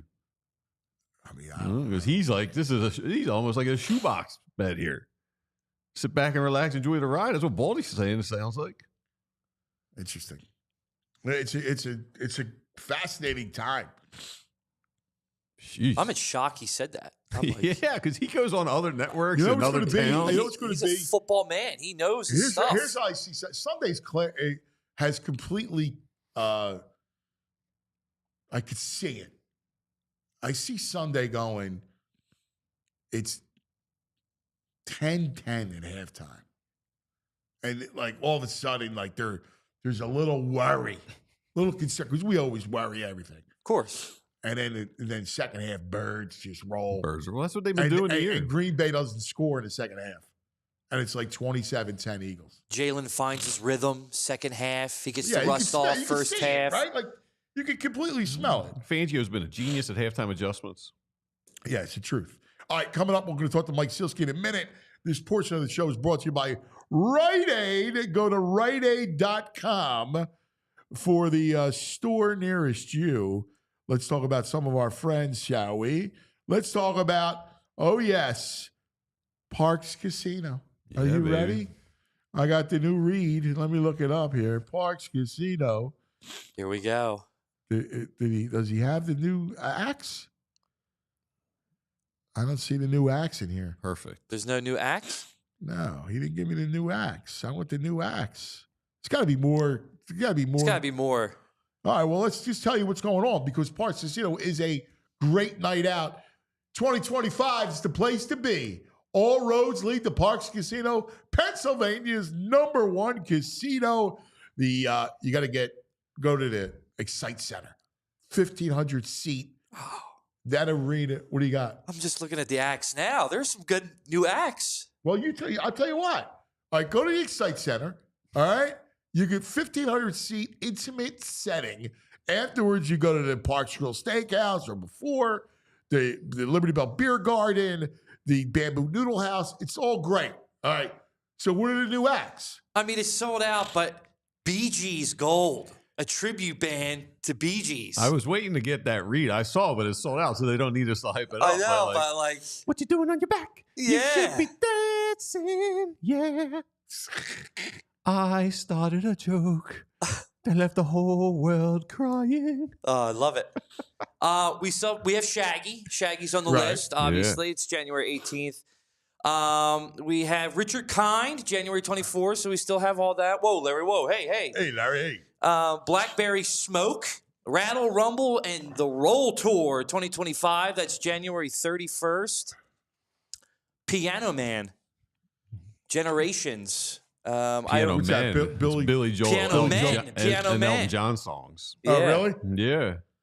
I could do without that, though. Cole Swindell, Jerry Cantrell. That's the squad. Slaughter is, if you want to get romantic, you get engaged, and Valentine's Day night, Friday, February 14th, you got Great White and Slaughter. Yeah. Which, we'll do a little slaughter. Up all night, sleep all day. And he's sold out, but one of my favorite comedics is Joey Diaz. Joey Diaz. Have you ever seen Joey Diaz? Oh my God. He's one of your favorite comedians, huh? Yeah. He's got, what's his motif? He's just like, what's his act? He's like a loud Italian, just rude and says some wild stuff. Joey Diaz. He's got Italian? 2 nights he sold out. Yeah. All right. That sounds like, well, listen, the Parks is the best. ParksCasino.com for tickets to all shows. You got to be 21. If you have a gambling problem, please call 1-800-GAMBLER. Parks Casino, Pennsylvania's #1 casino. Now let's talk about Rothman. Oh, we love our Rothman Orthopedics because if you got your joints aching, your hands cramping, your back out of whack, Rothman's got you at Rothman Orthopedics. Practicing specialized care has been their passion for over 50 years. That's right. Their mission, high quality, compassionate, affordable care rooted in research. Research leads to new treatments, better outcomes. Each Rothman doctor laser focused on their specialty. Hip, knee, spine, you name it. They have a team for each body part right in your backyard. So you can cross over that defense. You can run between the cars on a route. Root for your teams like no other fans in the country. They're Rothman Orthopedics. They specialize in you, and for more than 50 years, Rothman has participated in thousands of groundbreaking research and clinical trials. The goal? Advancing knowledge, developing treatments, and improving outcomes for the benefit of their patients. Rothman Orthopedics specialize in orthopedics, and you visit RothmanOrtho.com/PHLY to learn more and make an appointment today. And for the record, Joey Diaz is a Cuban-American He's Cuban, comedian. yeah. What do we all look alike? Anybody? No. Sounds like this Irish guy over here. The Irish guy's looking at everybody with a little slight olive skin. We look at the olive and they tell us that we're all looking alike. You bastard. Oh, man. All right. Joining us, the fabulous columnist for The Inquirer. We love him. Can't wait for his book. He's got 2 coming out. Dunk. He's got like 12. The guy's always working. And the Rocky. That's good. The great Mike Sielski. Michael, good morning. Happy New Year. Happy New Year, cuz. Happy New Year, Greg. Good to see you guys. Happy New Year. Hey, before we get into everything, so Rocky 7 is happening? It is? So I did not tell me this. So I'm trying to figure this out. Something came over my inbox about Rocky 7. And I don't know. So I went and I Googled it, and it said that it's underway in production. I know the Farley brothers are exploring and might be doing a movie about the making of Rocky, but I had not heard anything about Rocky 7. But that doesn't mean it's not happening. I'm knee deep in Eagles and all kinds of stuff. A viral trailer that racked up 241 million views on YouTube that is fake. It was made up by KH Studio, a YouTube channel notorious for fan-made trailers. There is no confirmation on whether Stallone will return for Rocky 7. Okay. All right. I something came across. I got duped. Thinking about Rocky That's okay. 7. I assume in Rocky 7 he's fighting someone from Tulsa, right? Like that's the latest thing. Do you like the Tulsa King? You watch it? I haven't watched it. I just finished. It's fun.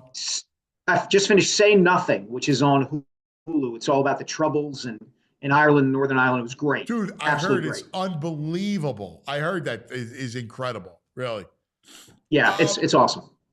All right, so let's get down to it. So we just had Baldy on, and Baldy is predicting a parade.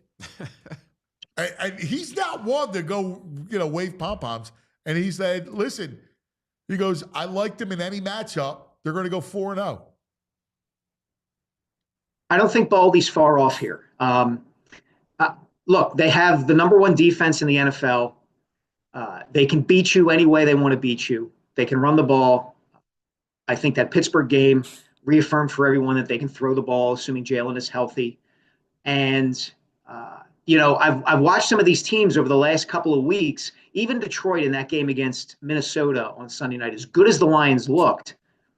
The Vikings don't scare me at all. How that team went 14-3, I'll never know, especially with Sam Darnold as its quarterback. I mean, you look up the word spray in the dictionary, and that's what Darnold was doing to his receivers all night long, just spraying the ball all over the place.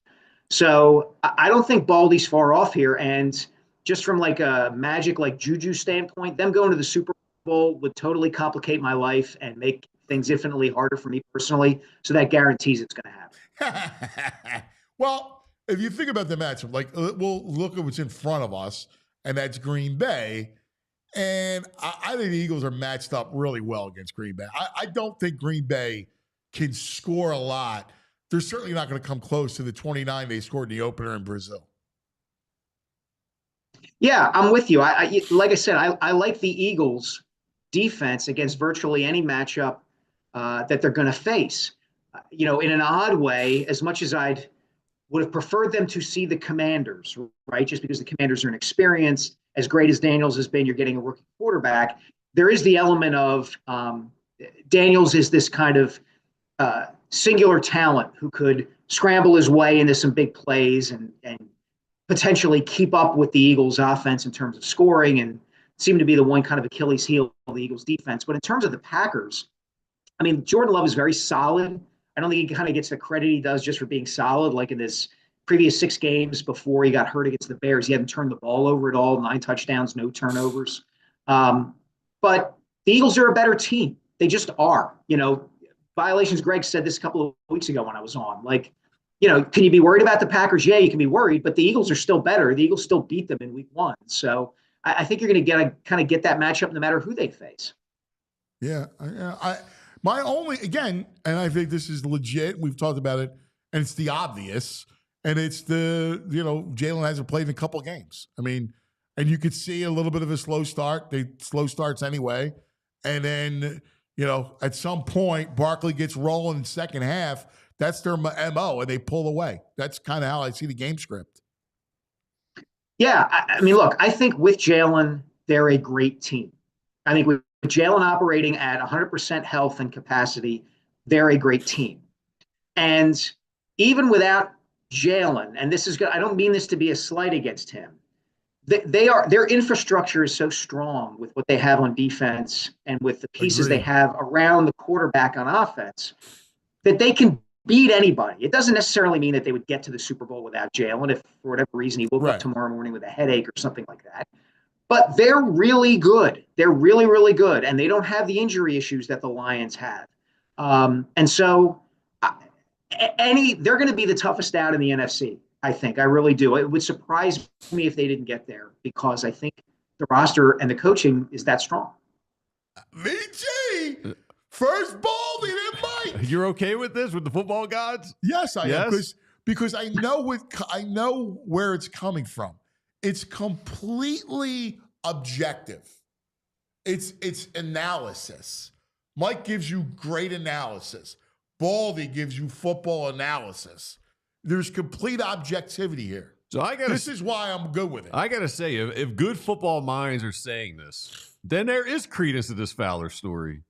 I'm sorry, there has to be. You keep going back because to this thing. Everyone's just saying it's a slam dunk almost that they're going or they should be there. Well, no, I wouldn't say that, Greg. I wouldn't say it's a slam dunk. And in some ways, this is the consummate Eagles season. I think people forget that their whole philosophy for the last 25 years has been you try to be as competitive as possible, regular season to regular season. You give yourself a chance every single year. And the playoffs will shake out how the playoffs shake out, right? Like that was always what we heard when Andy was getting to the championship game and losing 4 out of 5. It was, hey, what can you do? There's going to be a bounce of a ball. You're going to lose Brian Westbrook against the Panthers. You're going to have a bad day against the Bucks. Kurt Warner and Larry Fitzgerald are going to tear you up, but you're in the mix. This is an example of that. I think if this were a once in a million kind of thing, or if it were the Lions, right? Like you don't get here all that often. You haven't gotten here all that often in your history, let alone in recent years, then you might feel more that way. But this is kind of what the Eagles have built themselves to be. It's one of my things, guys. Like we can be critical of the Eagles, and nobody's more critical of them when I feel like they need to be than I am. But compared to so many teams around the NFL, I mean, look at the last 48 hours of what's going on in the NFL. and decisions organizations are making and coaches they're trying to hire and GMs they're trying to get rid of. Like, the Eagles are in a really good spot relative to everybody else in the NFL. And sometimes you have to take a step back and acknowledge that. Yes. Yes.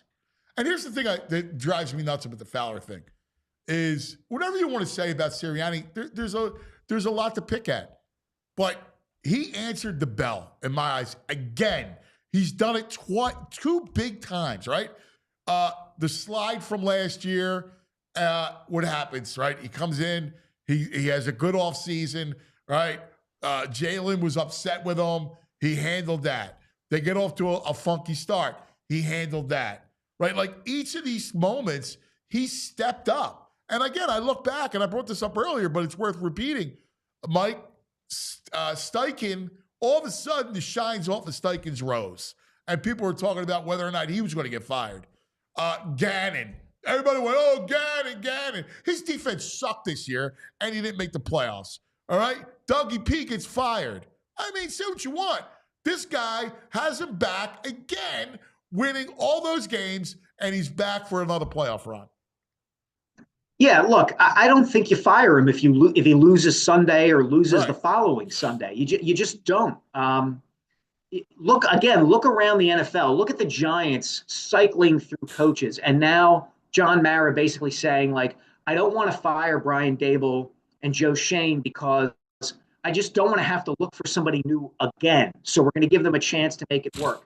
Look what's happening in New England ever since Brady left. I mean, all of a sudden, Bill Belichick wasn't such a genius, and they're on their third coach now. They're going to be on their third head coach since Brady left. There are other forces here other than just, do you fire the head coach because a team doesn't go quite as far as you think it ought to? There is something to be said for, understanding that the situation you have is better than most of the situations out there, and you don't necessarily break what doesn't need to be broken. Well, and it's fascinating, right? Because the Bears, there's a report the Bears want to talk to McCarthy. There's talk about teams trading for Kevin O'Connell, right? Like, there's look, everybody talks about Ben Johnson. From what I hear, he's a very introverted guy. He's no lock to even take another job. To take a job, it's got to be the right spot. I don't know. I mean, you look at the names out there. Are you go, oh my God, I have to have this guy? You see anybody out there like that? No, I don't. Who are you going to bring in who is guaranteed to be better than Nick Sirianni, right? Like, I made this point a couple of years ago, Ant. Like, so much of this is timing and circumstance when it comes to coaching success, right? I have no doubt about the brilliance of Bill Belichick. None, okay? If you want to call him the greatest coach in football history, go ahead. I won't argue with you. But look at his record without Tom Brady. Like, look at Greg Popovich with Tim Duncan to move on to another sport. So much of this comes down to timing, circumstances, pieces around you, the leaders in the locker room, the talents you have in the locker room, all of that coming together. It's very rare that it's just one guy. And look, I don't love a lot of the stuff that Nick does during games, after games. I still think he needs to control himself better on the sideline, all of that kind of stuff. But the guys seem to respond to him. They just do. And it was no small thing that he allowed Vic Fangio and Kellen Moore to come into the staff. He didn't raise a stink. He said, if this is going to make us better, okay, I'm going to take a step back. There aren't a lot of guys who would do that. And like the Pantheon, nobody's more egotistical than an NFL head coach. And what Sirianni did in that respect was about as egoless as you can expect one of these guys to be. Yeah, I'm completely with you. I mean, what else is he going to do? He's going to. I don't even want to get into this whole discussion, but I'm just curious because everyone's saying it's a slam dunk. He's got a ton of talent, so maybe there's credence to that story, but maybe not. I think he had a great year. I'm not a big Nick fan. I think he had a great year. Are you going to kill them if they lose to a 2-loss Detroit team in Ford Field? No. Okay. Now, look, the Packers are pretty good. There's reasons to think, and I think the Eagles will win the game. I don't think it's a slam dunk. I don't think they're going to destroy them because that rarely happens in the postseason. But I think the Eagles will win the game. But it wouldn't be a total stunner if a team that went into Dallas and routed the Cowboys last year and then gave the 49ers everything they could handle in the divisional round happened to knock the Eagles off because, I don't know, Dallas Goedert fumbles or CJGJ. Yeah, Jalen's rusty or CJGJ has an interception in his hands and drops it. Like we all of that matters in terms of our factoring into saying, oh, if they lose, Sirianni should be fired. Like we have to see how they lose. Right. Yeah. And the other thing too is, I don't know. I mean, the only way I could see them, my only concern is the Jalen Russ factor or whatever that could make them vulnerable. I don't see any other way. Look, I thought he answered the bell against Pittsburgh. But I don't know. Teams could sell out against Saquon, and who knows? Maybe he doesn't have a great day, and somehow Todd Bowles comes in and wrecks our January again. I don't. Yeah, I think. But what's the? I think you're right about that, Ant. Right? Right. He's had games like that before. Remember, go back in 2021, they were rolling, and he had that stinko game against the Giants in the Meadowlands. And it snapped the winning streak. And he had the Carolina game earlier this year. Now, he has bounced back from that, but obviously he's not going to have the chance to bounce back if he stinks to join up and they lose. But, if he's out there, they should win. And barring him playing terribly, I don't see another way that they're going to, that they're not going to go into a game being favored and the probable win. Yeah. I mean, the only other game where I would look at it. I mean, I think it's pretty obvious, right? You have the Green Bay, the Russ thing. You have Temple Todd is the challenge in the second game. And then you have the Eagles defense, as great as it's been, they've seen nothing like Detroit. If Detroit is able to win and beat Minnesota in 2 weeks, that offense could be scary. Like they've never seen anything like that. And that to me is the three big hurdles. To get to the I would add one thing, another lapse in discipline, like we saw against Washington, where they took penalties that they didn't need to take, or CJ gets thrown out of the game, something along those lines where they come a little unglued. But after what happened against Washington, I'm not sure you're going to see that either, right? They're going to be vigilant about that kind of thing. All right, non-Eagles for 1 second.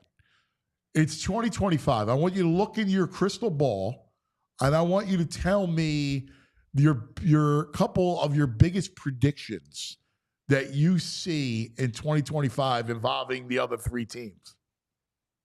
All right. Well, I kind of hinted at one. I think the Eagles are going to win the Super Bowl. I do. For all the reasons we've laid out, for all the personal karmic reasons that it would totally complicate my life and make things a living hell for me through the middle of February, just professionally.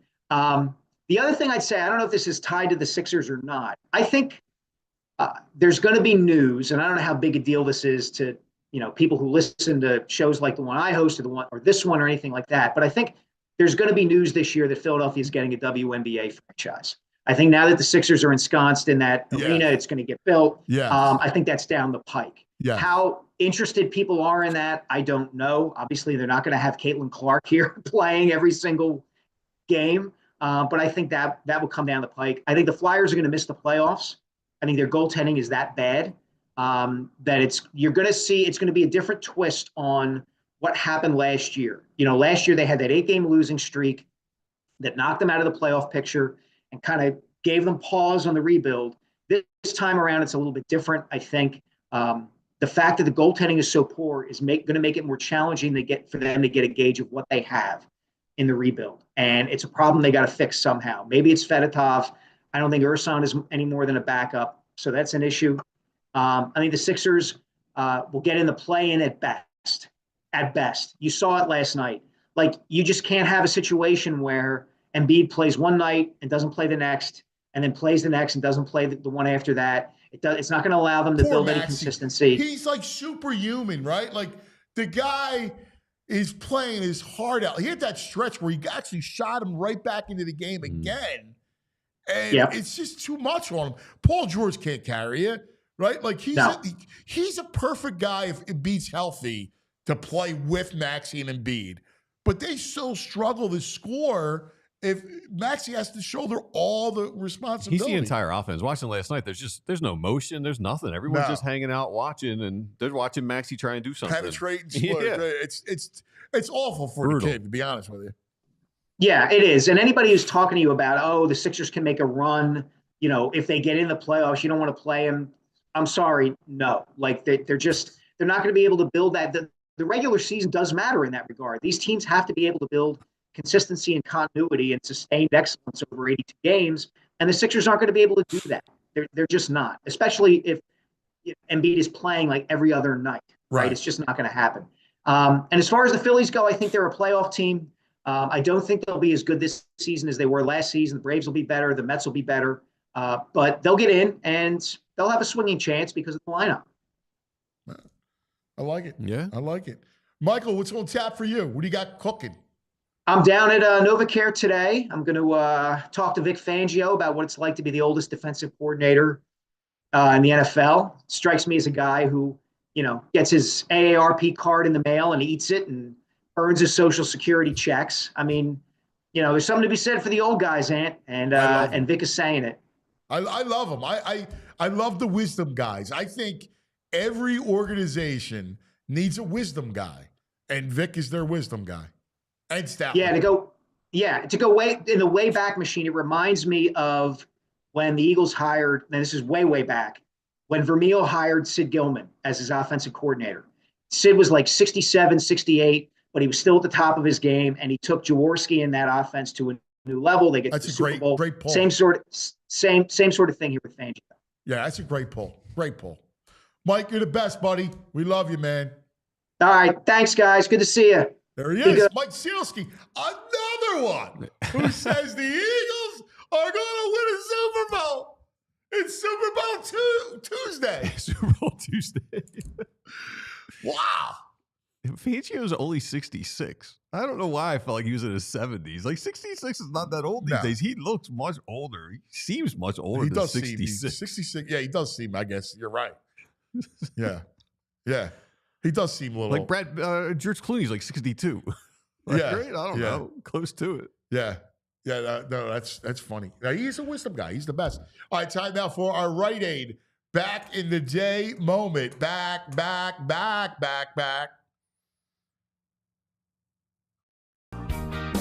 We're going back. We're going back. We're going back in the day with Rite Aid. Yeah. All right. What do you got, buddy? We're going back to this date in 2007 when the Eagles beat the Giants in a playoff game. And I think the quarterback is one Jeff Garcia. Oh, this is the Garcia Magic. Nice. This was the year of Merry Christmas, Philadelphia. It's a 9-minute clip. We're not going to obviously do the whole thing, but we'll get a little taste. Still on his feet. Westbrook. Wow. Touchdown. Westbrook. B. West. I hate the Giants. I know. It's great they stink. It's amazing. And the Cowboys stink too. Big Red. There is my man. Tiki. 49 yards for Brian Westbrook. Yeah, it's just straight off tackle. I mean, there's a number of guys who had opportunities to make plays on him, but you can tell Brian Westbrook out in space. He's got an ability. All right, Aikman's good too, man. I like him, Aikman. All these younger guys getting the hype. I like Aikman. Dude, I love Aikman. Yeah. I do. He's still great. Yeah. He's still great. He is. And you're right about everybody else. Brady's gotten a lot better. He has gotten much better. He might be second on my list. TB here. I like it. We got Brady and Kevin. I like that. And by the way, see if they go to Mr. Tony's. George Clooney is 63, so him and Vic could have played on the same football team together. That's wild. It is wild. You're right. It seems like he's 20 years older than Clooney. All right, it's a big week. Yeah. All right, so we got a lot of good guests coming up during the week. We'll get to a lot of Notre Dame Penn State stuff, so looking forward to that. Wow, that's going to do it for us, everybody. Thanks. Good job, Frazier. Book your New Orleans tickets. Yeah, That's seriously. it, man. We're going to be in New Orleans. Woohoo! Can you imagine? Yes. Yeah, I don't know if I feel it or not. I know they're going to win Sunday. But as far as that's only, I can't see further than that. They're good. But I go with Bert. They're I go good. with Baldy and Mike and Sielski. Everybody have a great day. We love you. Be careful. We'll see you in the morning. We all silly like the mayor.